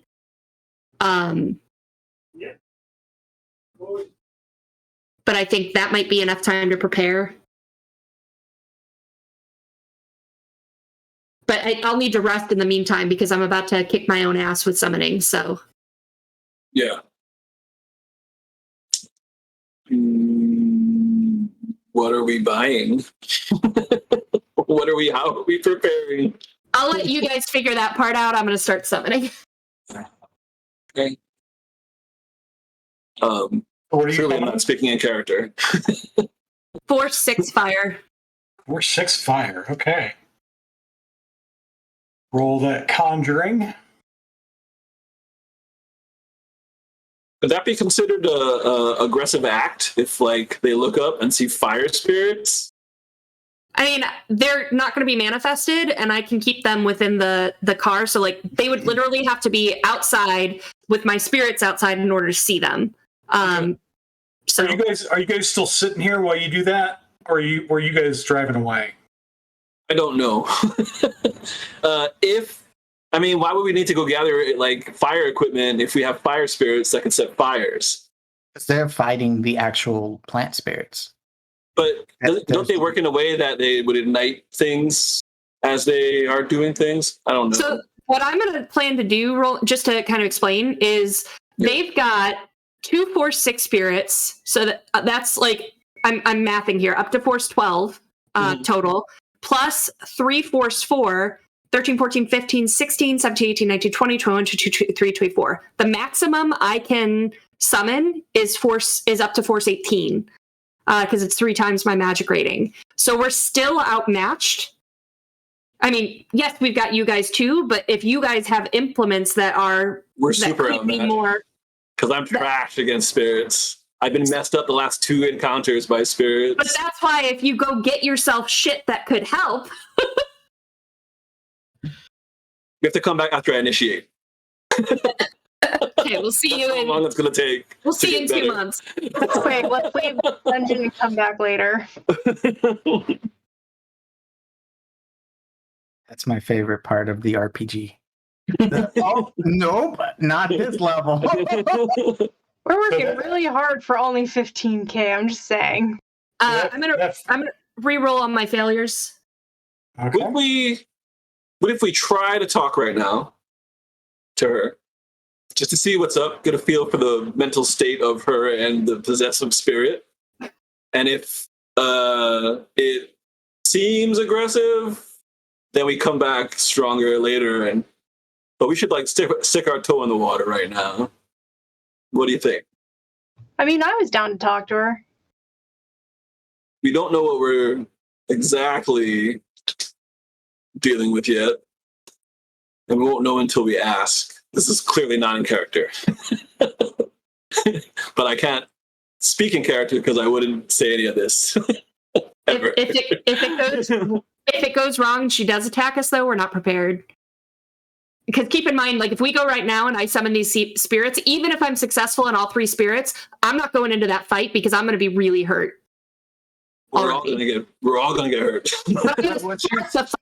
What she's saying is, if we come back later, she can be ready to fight with said spirits at the same time. Yeah. Without starting at a deficit. My nervousness about it is, sure, all that stuff's true. But no matter if we come back with you super strong as a mage or not, I am always going to get messed up. So I need to make sure that I am completely ready with an escape plan and a way for me to try to fight it without having to use my weak non-magic weapons. That's all. So I just want to make sure we cover all the options. Like, even if talking is an option, we should try to do that. Because I've been hurt real bad the last 2 times we fought spirits. Almost died the last time.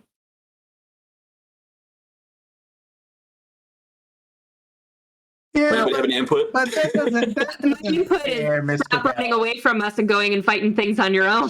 I thought that we were all going to do that. That's the reason why I went ahead for it. I thought that's what we were headed to do, is to apprehend that cop.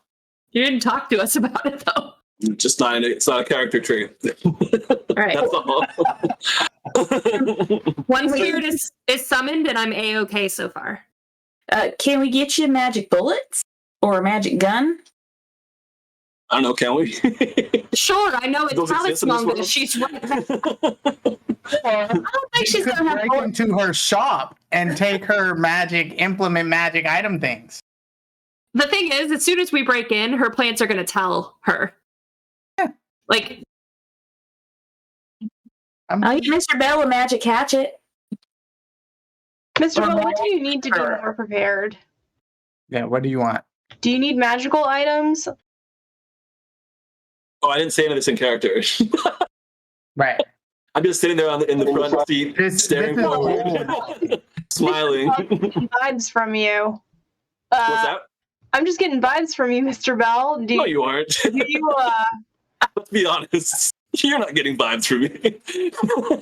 You know what I think? You're getting vibes from me. You're getting vibes from me. I am very awkward. I keep looking over at Mr. Bell and I'm like, Mr. Bell has literally almost died several times trying to fight magic stuff. And I relay all of the stuff that Roland himself cannot relay about his character. And Mr. Bell can disagree, but that's what I say.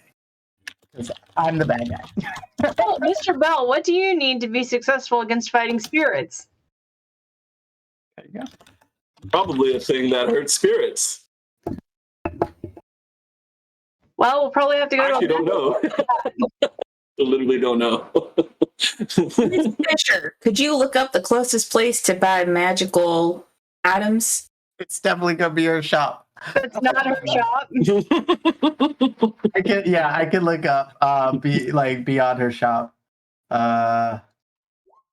Let's go. Okay, while Curie is saying stuff, I unmuted myself. Mr. Bell does have close combat, and he does have killing hands. Yep. Killing hands is good against spirits. Yeah, it's a good direct attack against spirits, bypassing their magical armor. I love that. What? But I'm going to get hit still, and it always hurts a lot. You chose the melee knife-wielding character. Against people, and I'm a sniper also. Do you want like a spirit sniper gun? Is that a thing? I need like lightning bolts to come out of my fingers. That's actually Laser eyes. That's actually a possible. That's a possible adept power that you could go for, but in the middle of the adventure to get the spirit killing bullets and stuff, probably not going to happen. So should we talk first? So what? But you could reasonably go up and be doing physical damage to it by punching it, and then dodge their attack. Mm-hmm. Roland, I don't think anyone's saying we shouldn't try talking to it. It's just whether or not we do it right the heck now. I know. I'm just trying to get everybody's input in, and if everyone wants to do that or not. I don't think it makes sense to talk to her now. That's my vote. For what it's worth, I did roll pretty well. I do have my 3 spirits for 6, all of them, but I do have 3 points of stun, so I'm operating at a -1 now. And I haven't cast any of my preliminary spells like increase reflexes, armor, that kind of stuff that I usually do before going into a fight. So I'm likely to have more stun if anyone chooses to do this now. Here we go. Let's take the focus off of me. Fisher and Violet, how do you plan to fight the plant spirits? I'm gonna shoot it with my little stun gun, and it's gonna come and attack me, and I'm gonna die. That's fine. It's magic stuff. I don't get it. I have this certified Billy Berserker axe. It's got a certificate of authenticity and everything. Wait, where'd you get that? From that place. That treasure that we killed. From Quasinique's collection. Yep. Wait, what? I want one. Do you want this one? I mean, if you don't want it, but if you want it, like, it's okay. I just want to look at it. It just seems axe is good for killing plants. That's true. Otherwise, maybe someone's got a lighter. That's about all I got. I can talk to them real mean. They don't really like me, so maybe I can hurt their plant feelings. I assume plants have feelings, and that's why they don't like me. But push them off the windowsills and such. Yeah, or you could just live like me and not have plants. That's an idea too. Well, I don't now. Man, I'm sure Billy Berserker would know what to do in this situation. Berserker would know exactly how to take care of this problem. That is a fact. And then I pull 2 grenades out, one in each hand. Oh, see, someone knows what they're gonna do. Curie, and you're thinking about how Billy Berserker would solve this problem, and your foot kind of instinctually rises as if you're thinking about kicking open the door. You know what? No, I actually do it. I do a fake kick open the door and one big step forward. You kick open my door. I just want to make sure that that's what's happening. No, I thought we were standing outside the car. We didn't get back in yet. Okay. Regardless, are you kicking my door? Oh, you're kicking the door into the place. Imaginary door. Oh, okay, good. You're kicking what door? It's just an air kick. No, yeah. Okay. I was nervous there. Billy Berserker made me a bit more on edge about doors. All right, so it sounds like at least Roland, since Mr. Bell hasn't voiced his opinion, and seems like the rest of the party is kind of okay with coming back. It sounds like that's what we're gonna do. Are you okay with that? Yeah. Cool. Okay. So that's what we do. We drive away. You're gonna drive away. Anywhere particular you want to go? Yeah, because I rolled 6 hits on finding a store where I could buy some damaging bullets for spirits for a crime barman stocked pistol. Okay. And other assortments of weapons. You guys, I'm really bad at shooting. This is not my prime mode of attack, but I'll do my best. You know. You know what?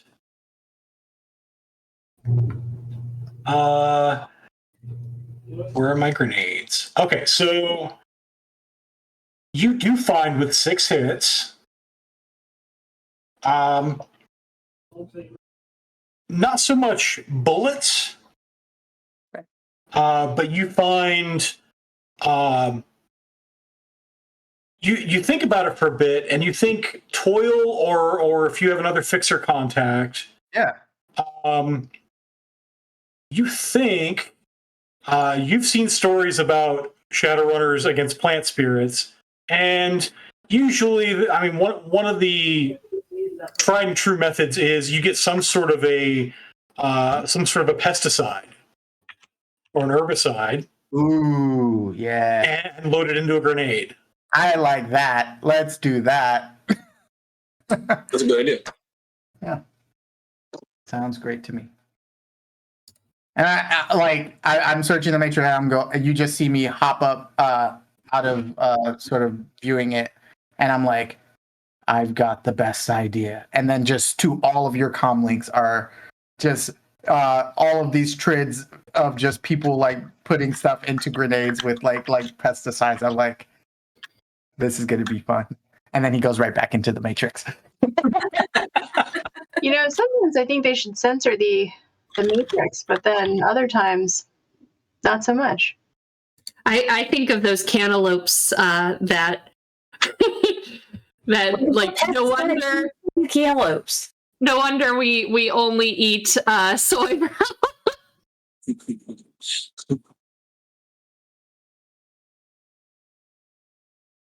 So as you go to, is it Foil you're going to? Yeah, actually, I think I do have a fixer contact, but let me double check. Do you have another fixer? Okay. I have 3 contacts, and one of them I'm pretty sure was a fixer, but I'm just double checking because it doesn't say. Hot shot, maybe?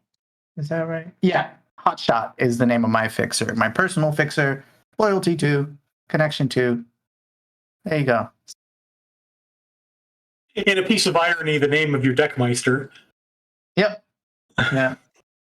The name of my Deckmeister's Agent Orange. Yep. Nice.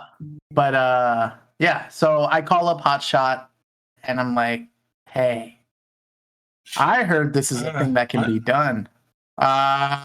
Hey, it sounds like you were asleep. I know I choked in the last boss of the raid last night. Sorry about that. But I'll make it up to you and I'll give you that special item you wanted me to trade you if you can help me on this next deal. I'm looking for something. Could make an influence test. Okay, that's cool. That's cool. Like I'm good at that. You're gonna get 2 edge for it. All right. That means I am unskilled. That's charisma, but I do get a 2 on there. So let's do it. 2. Nope. But I did just give you 2 edge. You could use that 2 edge. You do have a 4. I will use that. Okay. Yeah. So that roll is kind of a wash. You do. He does come back and say, I've got. It's funny you should ask. I had a couple runners like a year ago ask me for anti-plant stuff. Huh. I haven't been able to move these because who wants to spend good new yen to wipe Get out rid a of tree? plants. Yeah, like who has time for that? Yeah, so that item in game, and I got 6 grenades for 100 new yen each. I can do that. I will wire that to you now, and then we'll come and pick it up. Does that? Perfect. Or I'll come and pick it up. Sounds good. Cool. Yeah. See you soon. And so I'm like, I just got 6 of them. That is 600 new yen. You said 100 each, right? 100 each. Yep. Hey, I'm gonna give 1 or 2 to Nova and 2 to I guess I'll give 1 to Mr. Bell and 1 to Violet. And no, you guys are probably better, but then I'm not gonna have any. I want 1. I'm gonna keep 1 for myself. Give 2 to Mr. Bell, 1 to Violet, and 2 to Nova, because Nova's probably the one who's gonna actually be murdering things. Okay. Well, I'm not real good at these projectile things. If you want to hold on to that for me, I'll give it to Mr. Bell. Mr. Bell has 3. I don't trust myself either. I just want to pretend like I'm being helpful. So Run around holding it. I'm like, yay. But you do see just a sigh as he goes into the Matrix and sends away a nice level like 50 sword for whatever game he's been playing. He's been working so hard and he just lost it. You think about it, and if you played any later last night, you'd have bound that to your character, and then all would have been lost. Yeah. Hey, Bob, did Fisher get ripped off? Probably. As a person who owns grenades, do I know if Fisher got ripped off? For 100 yen per grenade, you probably paid a little bit more for your HE grenade. Okay. Just saying, he couldn't move that product, so I'm sure he could have gotten it for cheaper. Perhaps if he'd rolled better. Yeah, I'm not very influential. Have I influenced any of you to do things? No. The sigh that he gives off probably tells you that the level 50 sword is the bigger cost to him. It cuts right here. So as we picked up our anti-plant grenades, we've approached the 10 o'clock hour, so we'll go ahead and take our 10-minute break. Push to talk. I just said I was doing so much better at this. Oof. Well, that was my cue that I had perfectly if my mic was cooperating to tell you that you have a chance to win by typing hashtag RemPC in the chat right now. You get a free entry to win a coupon for a free session of Shadowrun missions online. So you get a free 4-hour game session of Shadowrun in 5th edition or 6th edition. It's your choice. And really cool community to get involved in, especially if you love Shadowrun. So hashtag RemPC in the chat. And you can get bonus entries to win by going to remulternus.com/Nguyen. The highest donors will get to leave a message to be read by the Shadowrunner of their choice. All instructions are there on the website, so remulternus.com/Nguyen. We'll be back in 10 minutes, everyone. Bye.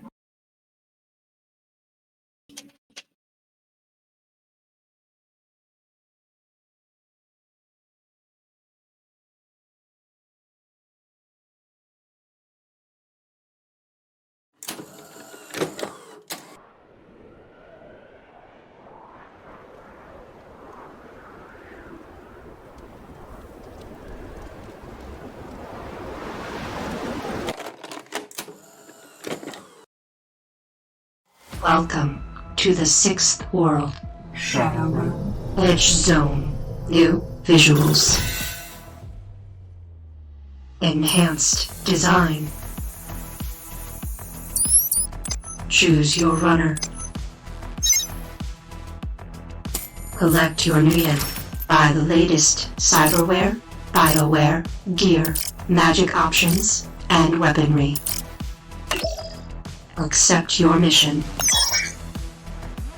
Fight to survive. Unleash your power. Slow down the competition. Come out on top. Edge Zone, the Shadowrun upgradable card game. Now you make the power plays.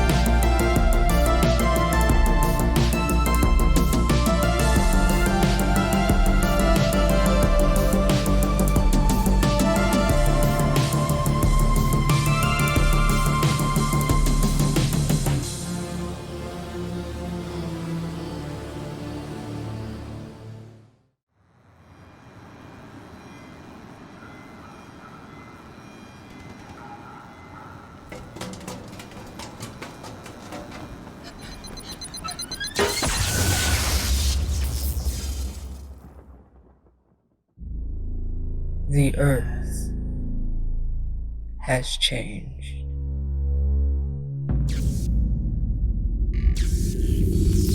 All that once was is no more.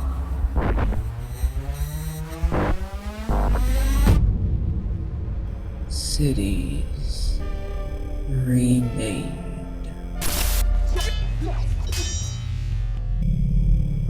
Power reshaped. Races reborn.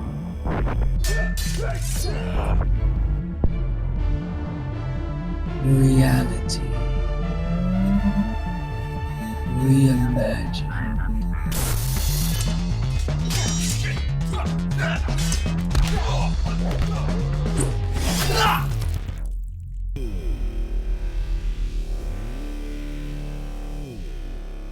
Violence unleashed. The earth has changed. She no longer sleeps.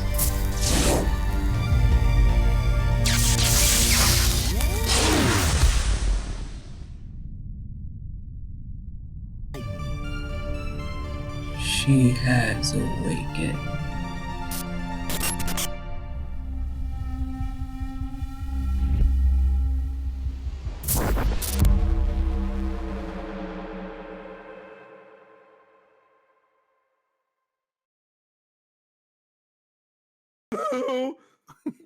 What a spell. She says spell like 92 times. Spell.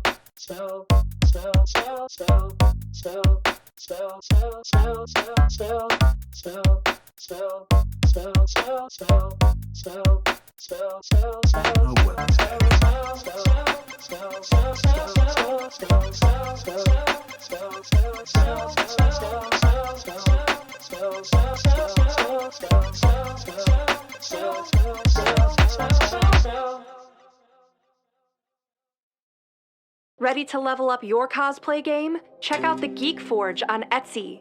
With a variety of props to give your photos that extra spark, you'll find just what you need. Hold magical fire in the palm of your hand, or take a potion to restore your mana. With a large variety of colors, you can choose your own magical flavor for your cosplay. Bring drama to your photo shoots with these vibrant props and more, all available at the Geek Forge. Are you ready to level up your cosplay?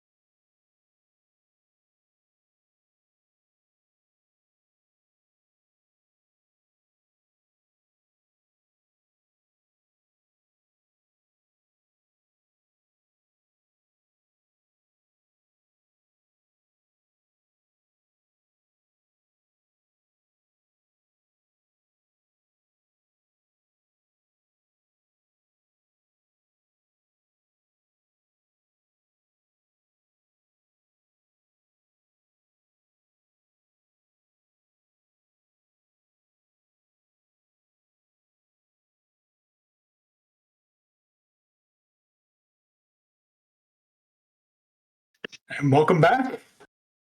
So our runners have just picked up some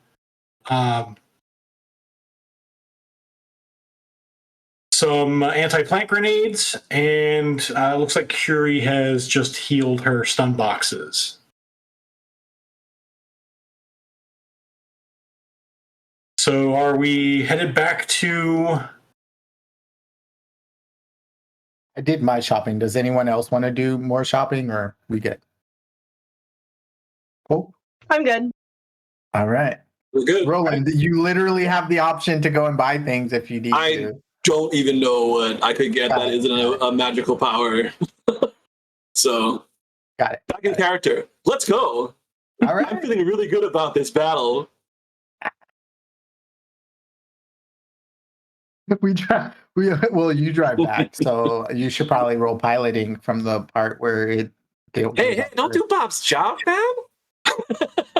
Hey, man.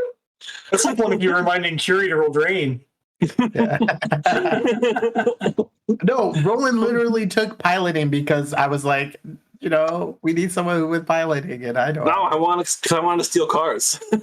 Yeah, that's true. So go ahead and roll piloting. Since it's been called for. Sorry. Hey. All right.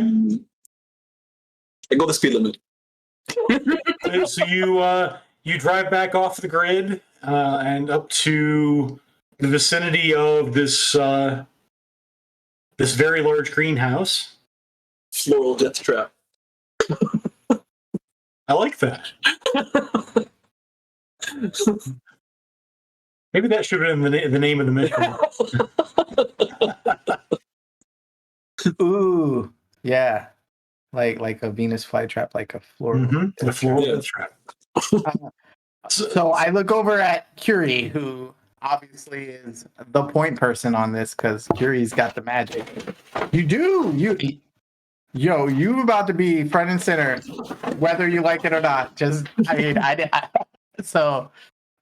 what? So, don't know how this works, but what should we do? How can we best help you? Should we attempt to go in and talk first? Sounds good. All right. When in doubt, if it does turn into a fight, I will mind link with each of you I'll subvoke in this case so that I can sustain my spells. I will subvoke with you to let you know which spirits manifest are the easier to defeat ones. I will send my spirits after those first. I will send them after the mage and the stronger spirit to distract them while we take the smaller ones out so we're not getting attacked by so many at once. Does that sound good? And one of the spirits can help us with the little ones. All right. We'll talk first. Violet.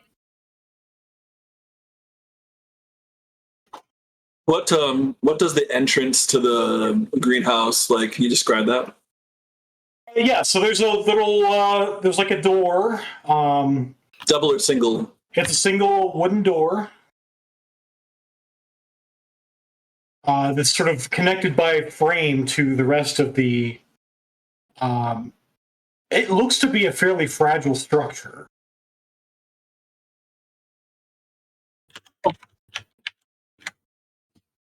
We put some stuff on the board here. Mm-hmm.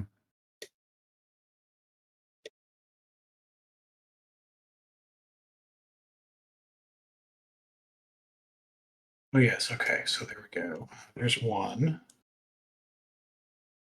Do you have blocky type spells, Kiri? Like shieldy, protecty spells? I do have armor. Let me check and see if it's self, because I only ever use it on myself. but let me check and see if I could.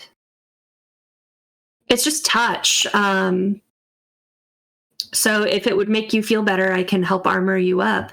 Well, not for me. So whoever's going to go in and talk, if it goes awry, I'd like to just break the whole damn greenhouse, and that will give us more of an area to fight from. You know what I'm saying? If it's fragile, just break the whole damn thing. Knock the entire greenhouse down. Yeah, that's why I say if there's a protecty thing, the shards of glass can fall. I don't like that. I can't do that. Because for me, I wouldn't want to put one person in danger and like the rest sit out. Like I think if we're gonna go do this, we all go in there. Is Okay, what I'll break it while we're in there then. Yeah. Yeah. So you're casting armor on. That's on me because I'm doing my preparation if we're going in. All right. Mm-hmm. So that's and then, rain. Yep. Let me. And I got to do my increased reflexes too. Okay, no drain from that one. Cool. Nice. And then increased reflexes. So 6 hits. Then now remember the drain increases with how many hits you want to keep beyond one. So I want to do. I believe I usually do 4. Oh wait, no. You 4 extra dice. Two is what I usually do, I think. Okay. Yeah, so each one gives you 1 reaction and 1 die. So that means. And each hit beyond 1 increases the drain by 1. So I get a +2 plus 2d6, right? Yep. And it'll be 6 drain. All right, let me do that real quick. And I think that's the limit for focus concentration. Oof. Oh. That's not good. And I don't have edge, so that's where it is. So I take 4 stun. Take 5. 5 stun. Cool. Cool.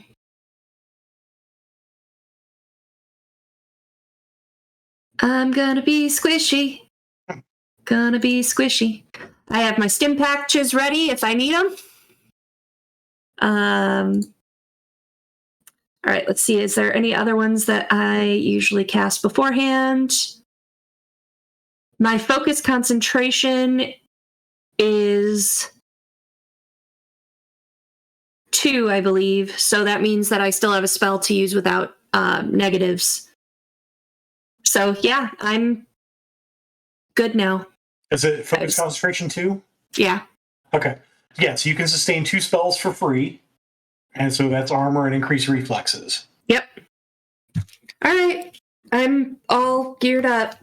Okay.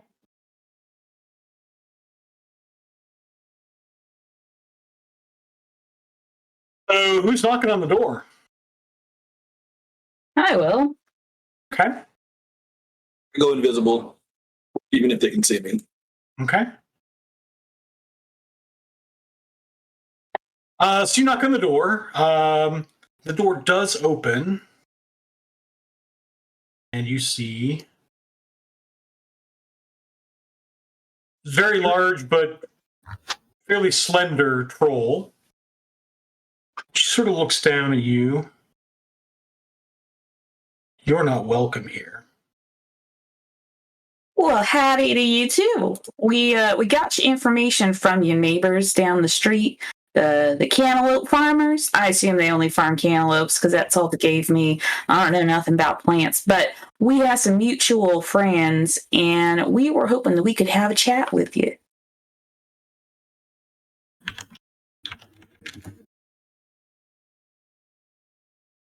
No.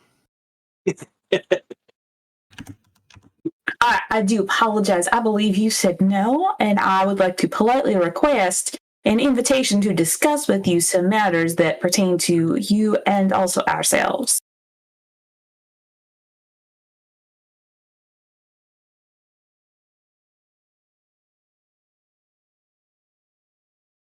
Yes, come in. And she offers her hand to you. I so sus. I'd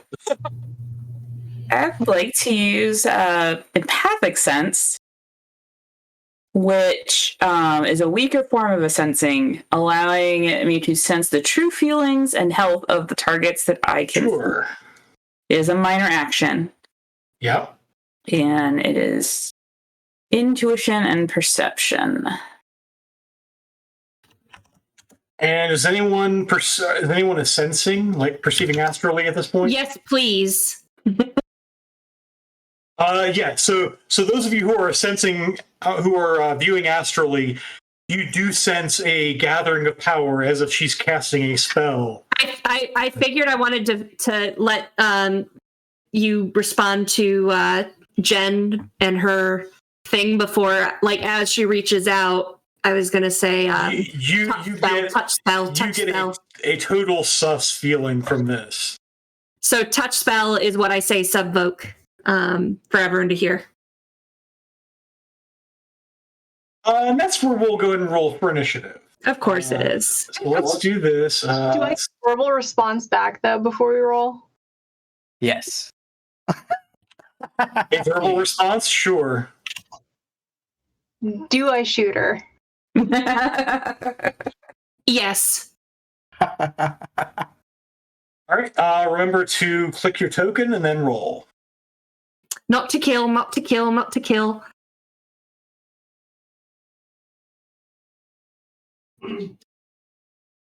Sounds about right. Well, it depends on how well you roll, Rem, on whether or not I kill.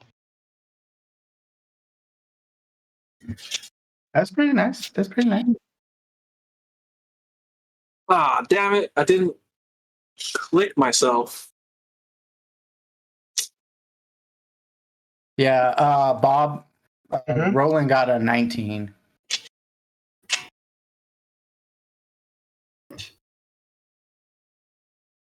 Shit, I got a 27. Second time? Nah, it's a 19 the first time. You decide. All right. You can either put me in front of the monster or after. So think that. I need to roll the fire spirits. Hang on a second. I need to. Yeah, do you want me to? Hang on. Let me see if I have. I need to make a 4/6 spirit of fire real quick.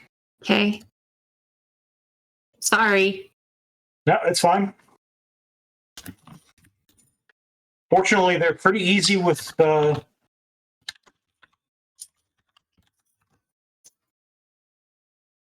They're pretty easy with this character sheet. Because I can just drop down to Spirit of Fire and type in the Force. Boom. And let's see if that does what I need to do. So they are currently not materialized, right? Correct. Okay. So we'll do that. Actually, you know what? Walking in, knowing hers are materialized, I would have materialized, but asked them to wait outside until I called.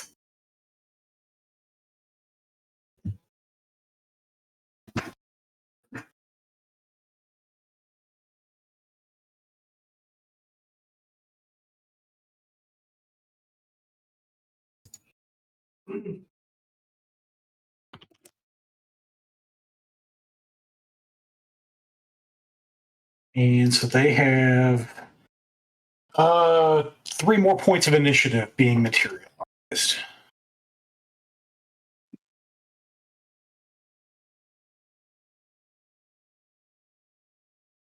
All right, Nova. Please arrange us on the board. So none of you is actually on the board right now except for Violet. Is where we stand the entrance, basically? So Violet is standing on one side of the door, and Ishioka Mari is on the other side of the door. I would like to. So you're gonna have to shoot over Violet's shoulder. Like, I walk up behind Violet and shoot over her shoulder at the lady. Okay. I will shoot twice because I have the actions to do so.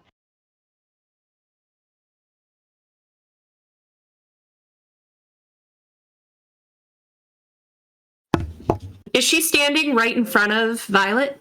Yes. Yeah, because she was offering her hand. Mm-hmm.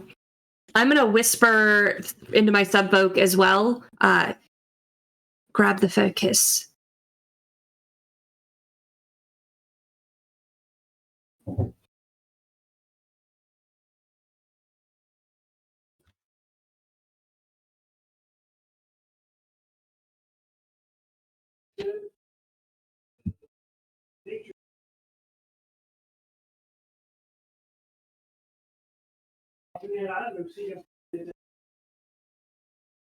Okay.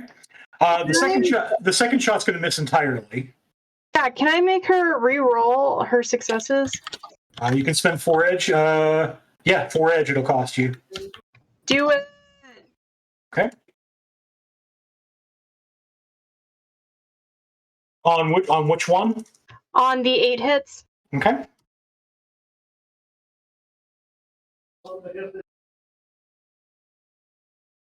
And I'm going to make you re-roll all 7 of your hits on the first attack. Ooh! Oh, God, yeah. I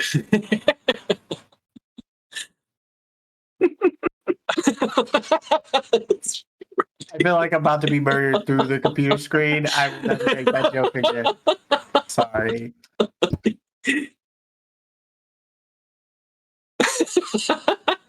I hope you still get more than 2.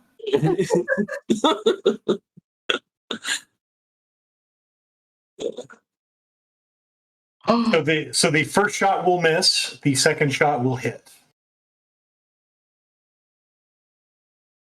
With 2 net, so she's soaking 7p. I then move away. Gross. Sorry. Okay, so she does take some damage. You see the bullet enter her, and I mean it clearly caused a wound, but she is not reacting to it. She's possessed. It's par for the course. Yep, I definitely move out of the way afterwards.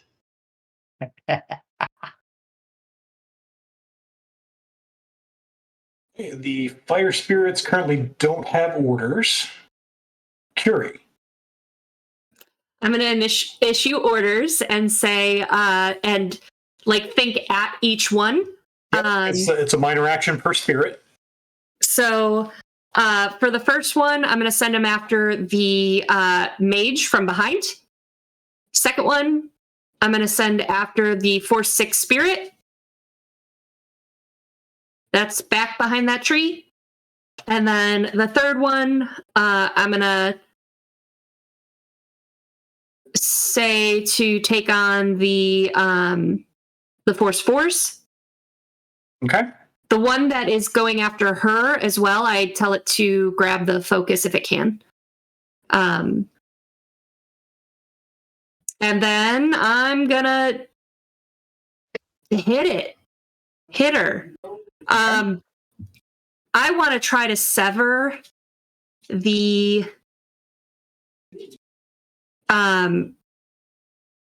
spirit from her rather than like hurting her as much. Well, you were attempting to banish? Is that what I hear? I don't have that ability, but I'm wondering. You do have that ability. You don't have exorcism, but you have banishing. Banishing is part of the conjuring skill. Oh, well then shit. Yeah, I'm gonna go for that. You did that once already, yeah? In I a don't different remember. encounter? I think you did. I played so much Shadowrun. I just You may recall that banishing is a painful maneuver. It always is. But one other question I have, Bob, is does Mana Bolt work in the physical? Mana Bolt is a mana spell. So only in the astral? Well, it can affect living beings, or it can be cast on the astral. If you cast it on... Since you're currently dual-natured, you get to cast it either on the physical plane or the astral plane. Okay, so if it's on the astral plane, do I have a better shot of hitting it rather than her? No. Okay, so it doesn't matter. You sense that the two are too entwined for you to target one individually. Cool. Does Mana Bolt do stun damage or does it do physical? Shit. The only just kill her. The only stun one I have is Blast, then I believe, right? Thank you, the last card in your deck. The what? Someone in chat. Yes, reacting to chat. Oh. So you are casting. So Blast, you said? Yeah, is that stun? Blast, I think. It should say on your spell. Let's see here. It should say whether it does physical or stun. It's stun too. Yeah. All right, so much for being nice. So it is stun, whereas Monobolt is physical. Yeah. Oh, I thought it said Blast says physical. Oh, it does? Okay, so it is physical then. Yeah, no, I apparently I built this to go hard. So yeah, you did. In Curie's head, she's learned the spell. She's been practicing it, so she's going to use it, and hopefully it'll help. Blast does. No, not Blast. My Mana Bolt. Mana Bolt. Okay. So Mana Bolt, I'm going to try to use that because I've been studying it, I've been practicing it, and now I'm hoping that it gives me a better shot of taking the spirit and disconnecting it rather than hurting her, but I'm doing it. So all right, Mana Bolt it is. Mana Bolt. Amp costs edge, right? Amp up costs, it's 2 drain per amp up. What is my drain value on this? So for Mana Bolt, base drain is 4. 4? Yeah, I'll do 1 amp up. Okay. I don't know why I care so much about her, but apparently I do. I really want to learn what she knows. So everybody else, murder. 6 hits. Right. That's pretty good. That's a willpower test. Oh no, it's a lot. Direct magic defense. And no drain. Holy butts. Holy butts. Okay. So she will take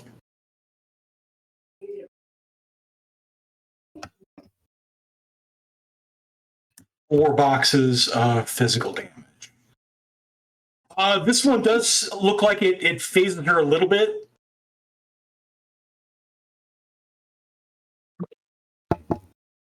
Good. Bell.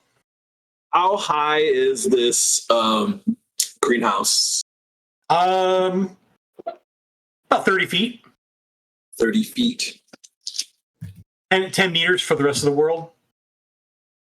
Are you about to Panabon? That sounded a very Panabon statement. How tall is this thing? But I'm gonna get up on it. I'm gonna Sparkle darts. Sparkle darts. Sparkle darts. I stop this. 30 feet. That's it. Yes, it's 30 feet tall at its apex. Okay. I'm going to wall run up to the top of this. Oh, actually, sorry. Dial it back. Attribute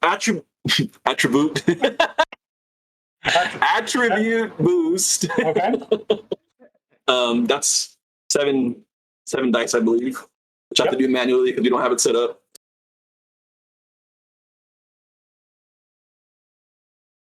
I think it's 8 dice.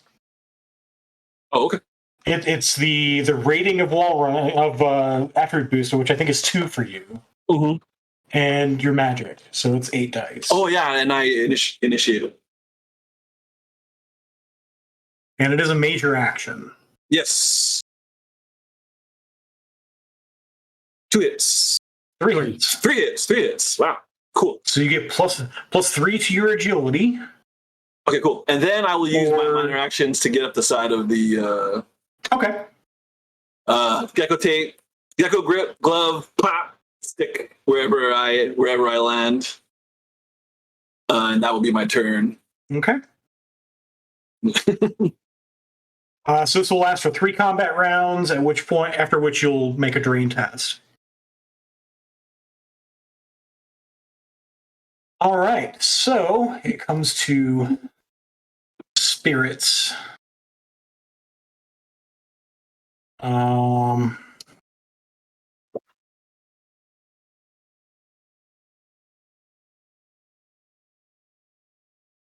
see this tree in the center sort of uproot itself and start to walk toward the door. And as it does so,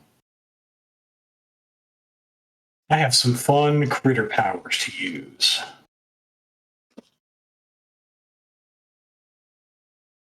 So we will do. Where it is.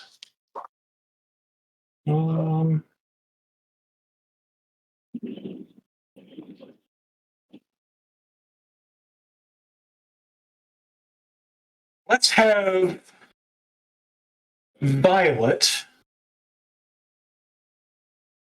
make a reaction plus charisma test.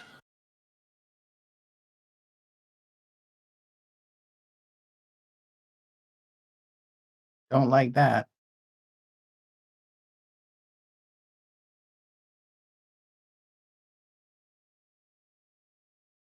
Okay. Oh, it didn't give me a. So just roll reaction. So go ahead and roll charisma. I forgot to activate the modifier section on my sheet too. Okay. Turned on it. It wasn't doing it. That's weird. So whatever it tried to whammy you with, you managed to resist the whammy. That will bring us to the Vine Spirits.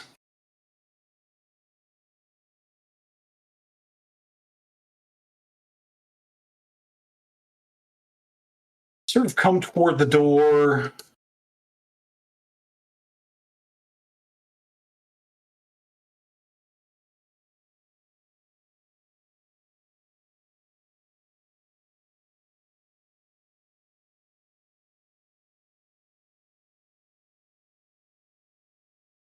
And they both sort of, as they sort of whip around the tendrils, you see this spore pack just sort of shoot at you. So the first one will attack Violet.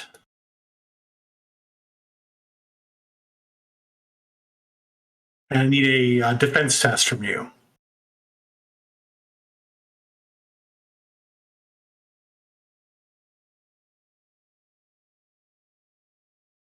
Okay. I need a body plus willpower test, please.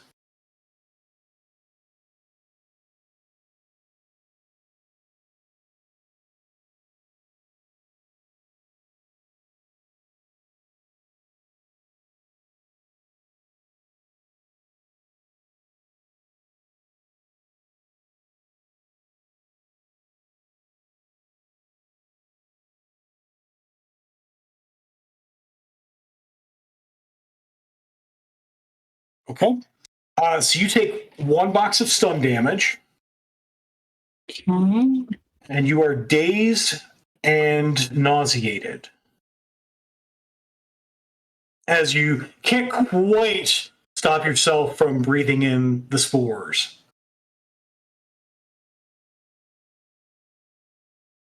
So dazed, your initiative score is going to be reduced by 4. And you may not gain or spend edge as long as you have the status. Curie, I need a similar defense test from you. What am I rolling? Ooh, a defense test. Which is Under core, under It's under- combat info, it says defense. Yep. oh defense. Now does that count my armor? Let's see. It does not count your armor, and you don't get armor from this.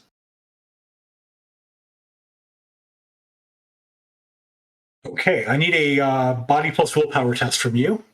Okay.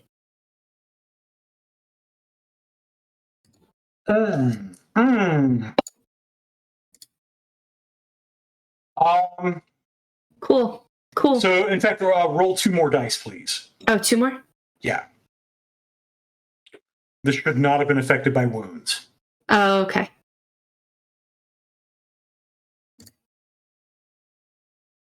Still no hits. Okay.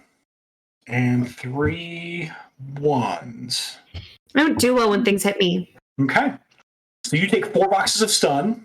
Cool. And you are dazed, which means your initiative is reduced by 4.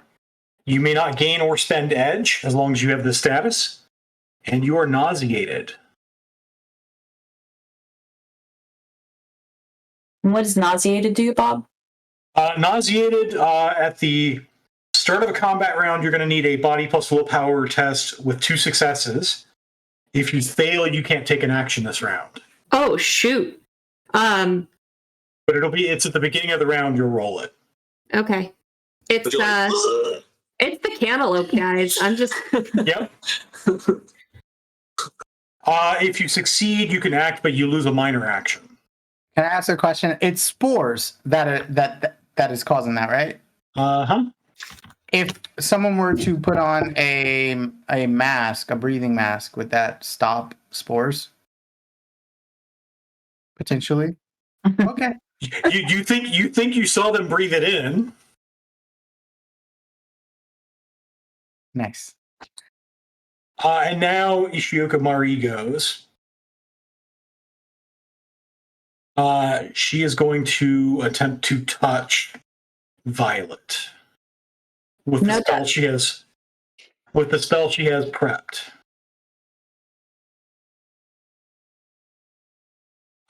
So I need to make a.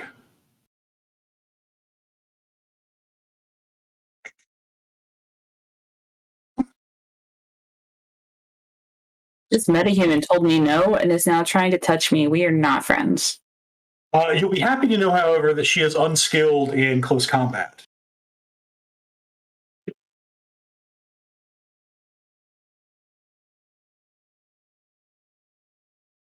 And that's terrible.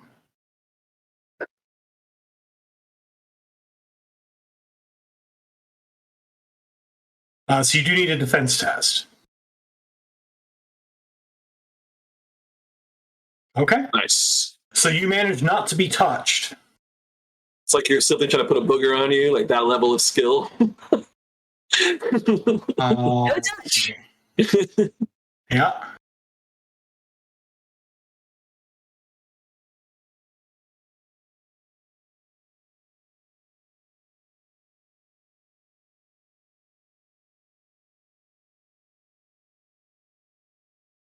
And she is going to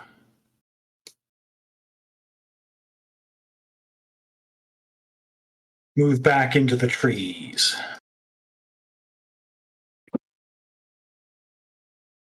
Violet. Oh. All right. I will. Now, you said I can't gain or spend edge. Can I still gift edge to other players, or does that count as spending? That counts as spending. Okay. All right.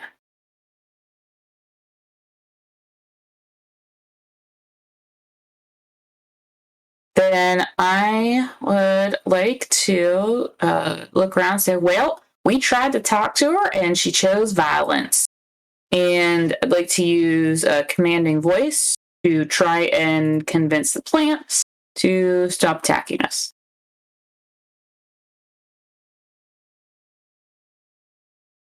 Okay.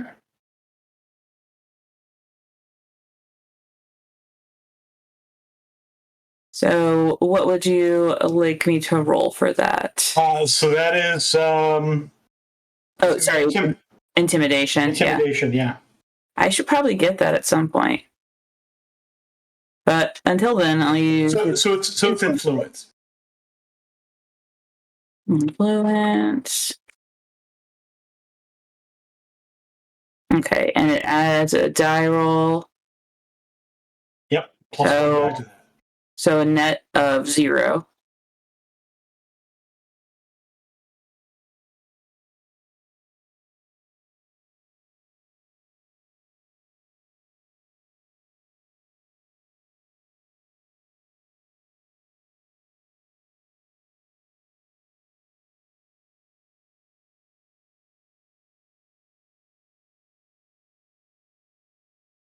Go ahead and roll that.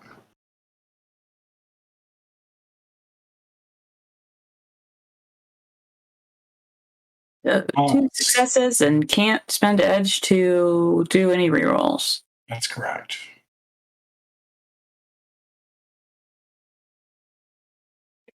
So did you roll two? You said you rolled two? I did. I rolled 2 successes. I didn't see it pop up.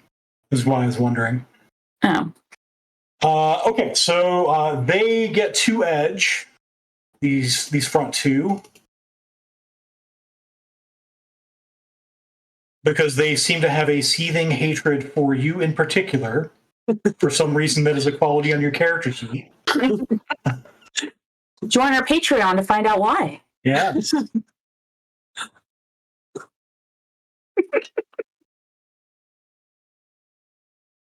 That was for you, Rem. That was so perfect. You got me there. Because at first I was like, why? And then you were like, go to our Patreon. I'm like,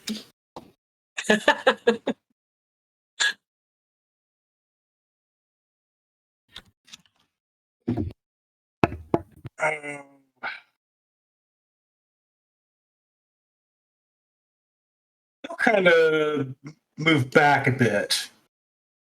Somehow it's still getting through the hate they have for you. But you do have in the back of your mind they have a couple of edge they can spend later. So that was a major action. Mm-hmm.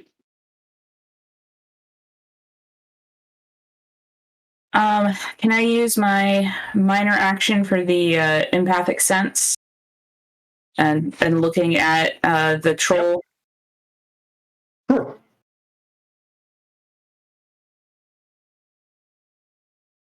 So the sensing test will be at -2 dice. Okay. Because she's kind of got a little bit of cover from you.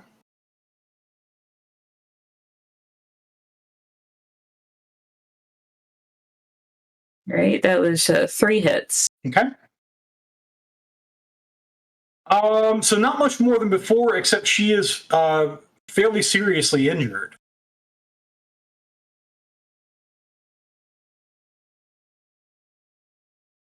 And then only got shot once by Nova, right? She was shot once by Nova, and she's taken a monobolt. Oh, yeah. Great, cool. So she's taken some damage. She didn't appear to react as much to the shot, but she did take the damage. It is Fisher's turn. All right. So, running, so she's in the doorway. Troll meets troll. I just want to run, as far, a little bit into the place to lob a grenade. What kind of action would that run be? Is that a major action? Is that a minor action? I'd rather throw if I can throw. So it'll be minor action to move. Cool. That's what you can move up to 10 meters, so you'd be able to move in as far as where these guys are. I imagine you don't want to move in that far. Oh no. Just enough to get as much plant matter in grenade blast radius as possible. Yeah, so you think, based on your raid last night, that this is probably a decent place to get a whole bunch of plant life. Nice. And so minor action to move and a major action to throw. Yeah. Would that be some... okay. And it'll put you there. Yeah. Oh, not that far. That's too far in. Maybe there? Yeah. And just a note, the frag grenade is 20-meter blast. Okay. So I'm going to toss it really far. Or at least so in fact, I'm going to... It's pesticide grenade. We'll say you moved in there. Do you want to still block the door, or do you want to step to the side in case other people want to jump in? I want to step aside in case other people want to jump in. Okay. I just want to be inside because I felt bad trying to throw a grenade with my friends in the way, because what if it hit one of them and bounced back? That's not good. Yeah. So, I've seen this in a trade before. So I need an athletics test from you. And where do you want to place it? I want to get here. Where? Like here in the middle of those Okay. three things. In the middle of those three things. All right. So go ahead and make an athletics test. You guys, this is not going to be good, but I'm trying. Or if you, I don't know if you have athletics or not. I do have athletics. Okay, good. So go ahead and roll that. I am a troll. I have some athletics, but I am very weak for a troll. So there's that. All right. Got 2 hits. And then roll 1d6 for me, please. Okay.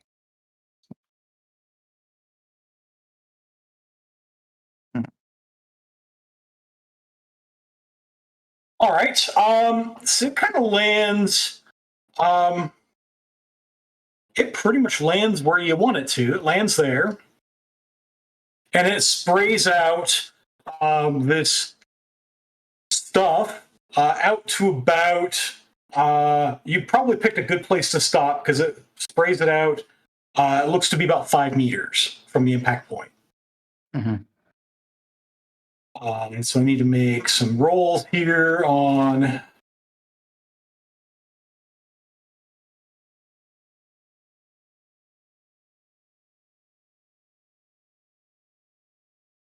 Does that stuff like linger in the area? It does not. Oh. Yeah, it's not it's not aerosol. It's like once it pops, it just coats stuff in a liquid. So. Well, at least you just keep rolling 2s. That sounds like roll 20. That's the roll 20. I know. Yep, I rolled 2s universally. That's awesome. Okay. So you see these things start to sort of melt a little bit. They are not down. Marie seems to be taking the worst of it. Yeah. I have gained the ire of the plants.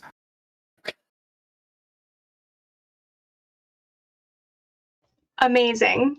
And at the top of the turn, want to mask a minor action? Is that is a minor action? Yeah. Got it. Okay. At the top of the round, I need both Curie and Violet to make body plus full power tests.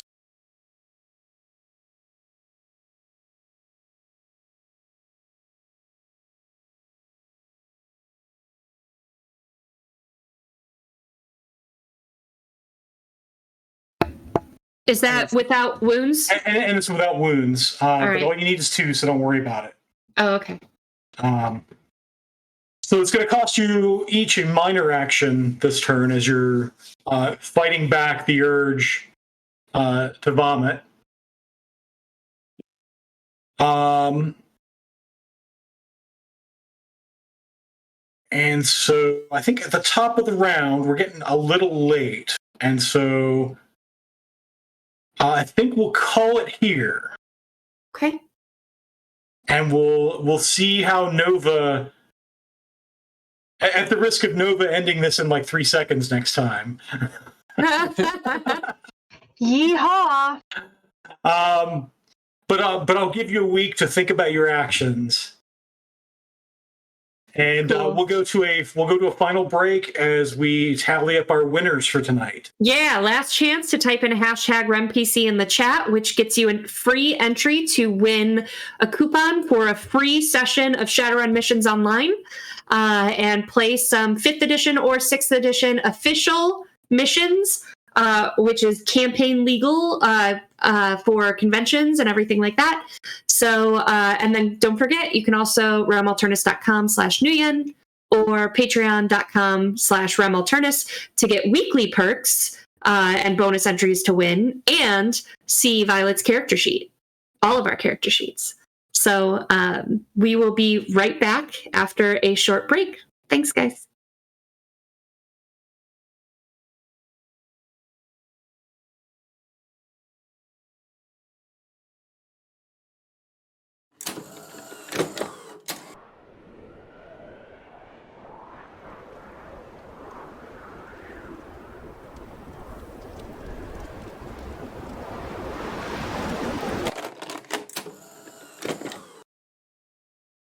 Welcome to the 6th world, Shadowrun. Edge Zone.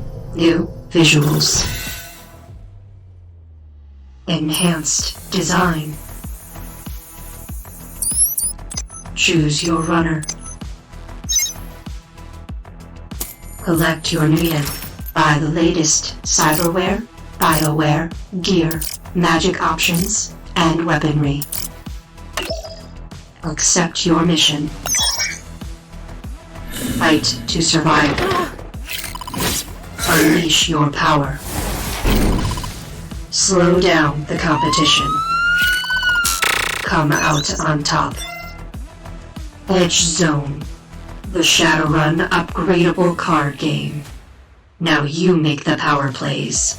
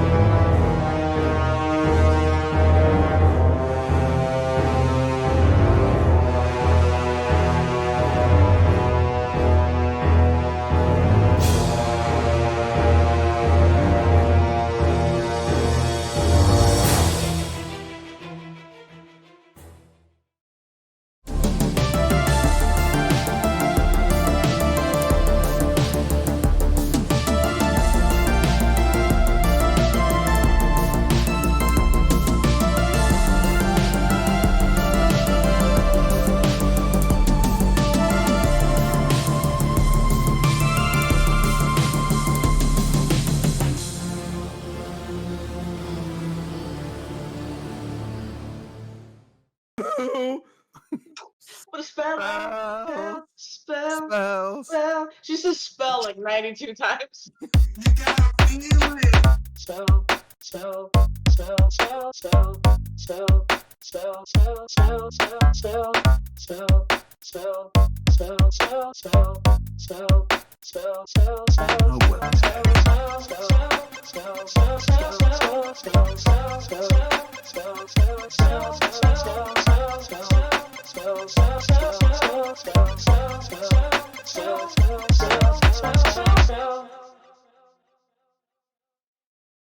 Ready to level up your cosplay game? Check out the Geek Forge on Etsy. With a variety of props to give your photos that extra spark, you'll find just what you need. Hold magical fire in the palm of your hand, or take a potion to restore your mana. With a large variety of colors, you can choose your own magical flavor for your cosplay.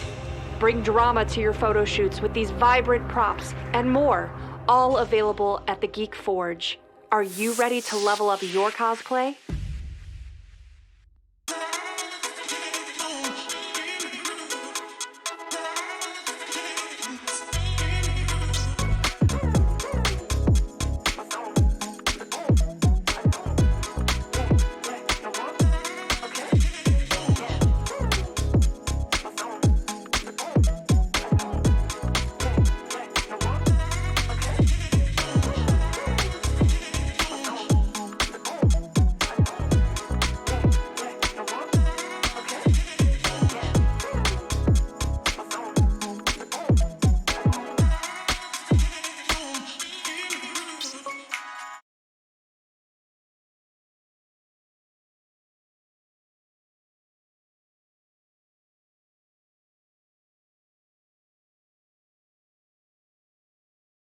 And then we'll do intros.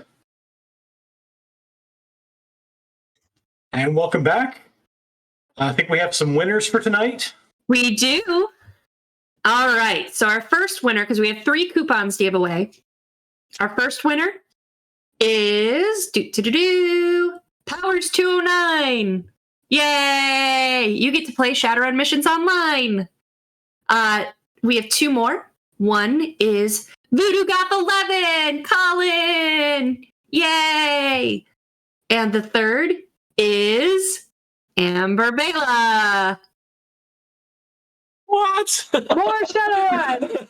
More Shadowrun! She already played Shadowrun missions online. That seems a little unfair. So thank you all for playing along with us. We do have something to read as well. And of course, it's for me. Of course it is. From Kendermage or Billy the Berserker in chat. I thought I had won the argument with my spouse about how the furniture should be arranged. But when I got home, the tables were turned.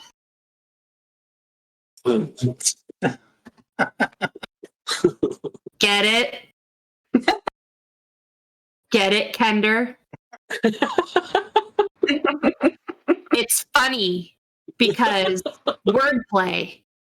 This is really good. I like that. I mean, your reaction is even funnier. Yeah.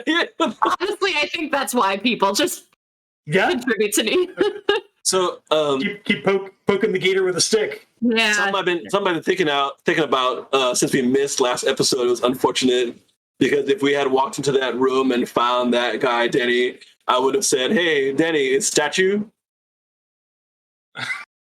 Stop. And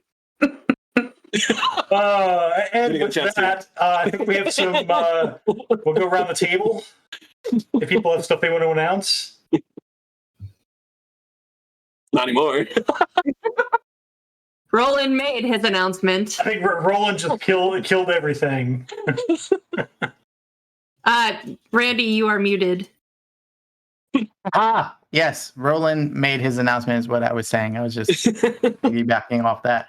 But since I'm talking, I'll just go first because I did it to myself. Hey, everybody. I'm Randy Alvarenga. I am an actor, performer, doing all kinds of stuff. You can find that on Twitter at Roller Raja. That's ROLLER to find some really cool stuff. It's a lot and a lot of things that I can't talk about yet. But October is a big month, so come check me out. I'm tired. Sorry. That's me adding that in. It's really exciting stuff. Come check it out.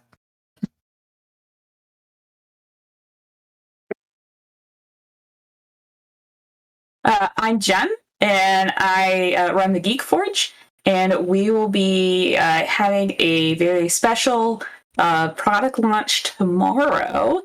We will be launching our digital cosplay planner just in time to help you plan your costume for Halloween. And it's going to we have a very fun body model to use for taking your measurements that I think you'll all really enjoy. And there's all sorts of spaces to do all sorts of cool stuff. And it's the way that I get organized when I'm making a costume. So come check out the Geek Forge on our website and our Facebook page to see that tomorrow. And I'm Amber. Usually I play on Master of Rem's Rem Alternus's Tuesday night stream, but we are on a short hiatus, but we'll be back soon. So I hope you'll come and join us when we return on Tuesdays. All right, so then I'm Rem. I run the channel for twitch.tv/Master of Rem, and we stream 5 to 6 days a week. We haven't talked about our streams in a while, so I'm going to do that real quick. That's what I'll advertise. So we have on Sundays, we'll do Sunday to Saturday. Sunday is Like Clockwork, which is steampunk fantasy D&D that takes place in an original world based off of our comic book, Coddlesworth's Clockwork Circus. So that is Sunday nights. Monday nights is Dresden Files, powered by Cortex Prime. Is that right, Tom? Okay, I finally got it. I kept staying powered by the apocalypse, and that's wrong. So run by Tom, who's currently and run by tech. Our tech, yes, Tom. And then on Tuesday is Shadowrun 5th edition missions. So just like we talked about Shadowrun missions online, these are the 5th edition Chicago missions that we run. They take a lot more time because we kind of just role play through and take our time with them. Bob is the GM of that one, and Amber and Jen are players. And then on Wednesday, we have Shadowrun Denver. This is every other Wednesday, which is 6th edition and takes place in Denver. And then Thursdays, we're here. Fridays, we do different things on Fridays. I think it's in 2 weeks. We will be doing our second trivia night. The first one was really fun. It was 90s TV trivia, and I'm not sure what the theme of this one is, but John makes it a lot of fun. And on Saturday mornings is our predominantly Black cast for Descent into Avernus D&D 5e, and that's a ton of fun too. That one is on hiatus until October, but hey, it's almost October, so hooray! So yeah, that's our streams. We do a whole lot of other things. We produce audiobooks, we do Kickstarters. I always talk about the Kickstarters though, so I'm giving it a break. And yeah, that's us. Bob? So I think you've covered what I'm doing. I'm running the Tuesday night Shadowrun missions. I'm hoping at some point the hurricane leaves Cape Canaveral so we can have an Artemis 1 launch. Yeah. Hurry up and wait. But I'd rather it launch when it's ready than have something else happen. Yeah. And then I'll just end with I don't know. Does Tom, do you have any announcements? Nothing that's already been hit, except that actually one Paranormal Albany is also on our Monday night stream is on hiatus until Halloween. Halloween night we're going to come back with something truly spooky. So if you thought the vampires that attacked the steakhouse was tame in the last episode, plan on upping the threat level on Halloween night. Is that a season 4 premiere? That's a season 4 premiere, yes. Nice. Because you all just had your season 3 finale. Yep. Pretty recently. Yep. Had to change everything, including one of the cast members had to leave because she picked up one of the coins of Daenerys. Ooh. Oh my. Oof. All right then. Well, you'll have to tune in on Mondays at the end of the month. So we will see you over on our channel at twitch.tv/Master of Rem. But until next time, guys, stay safe in the shadows. Thank you, everybody, for joining us.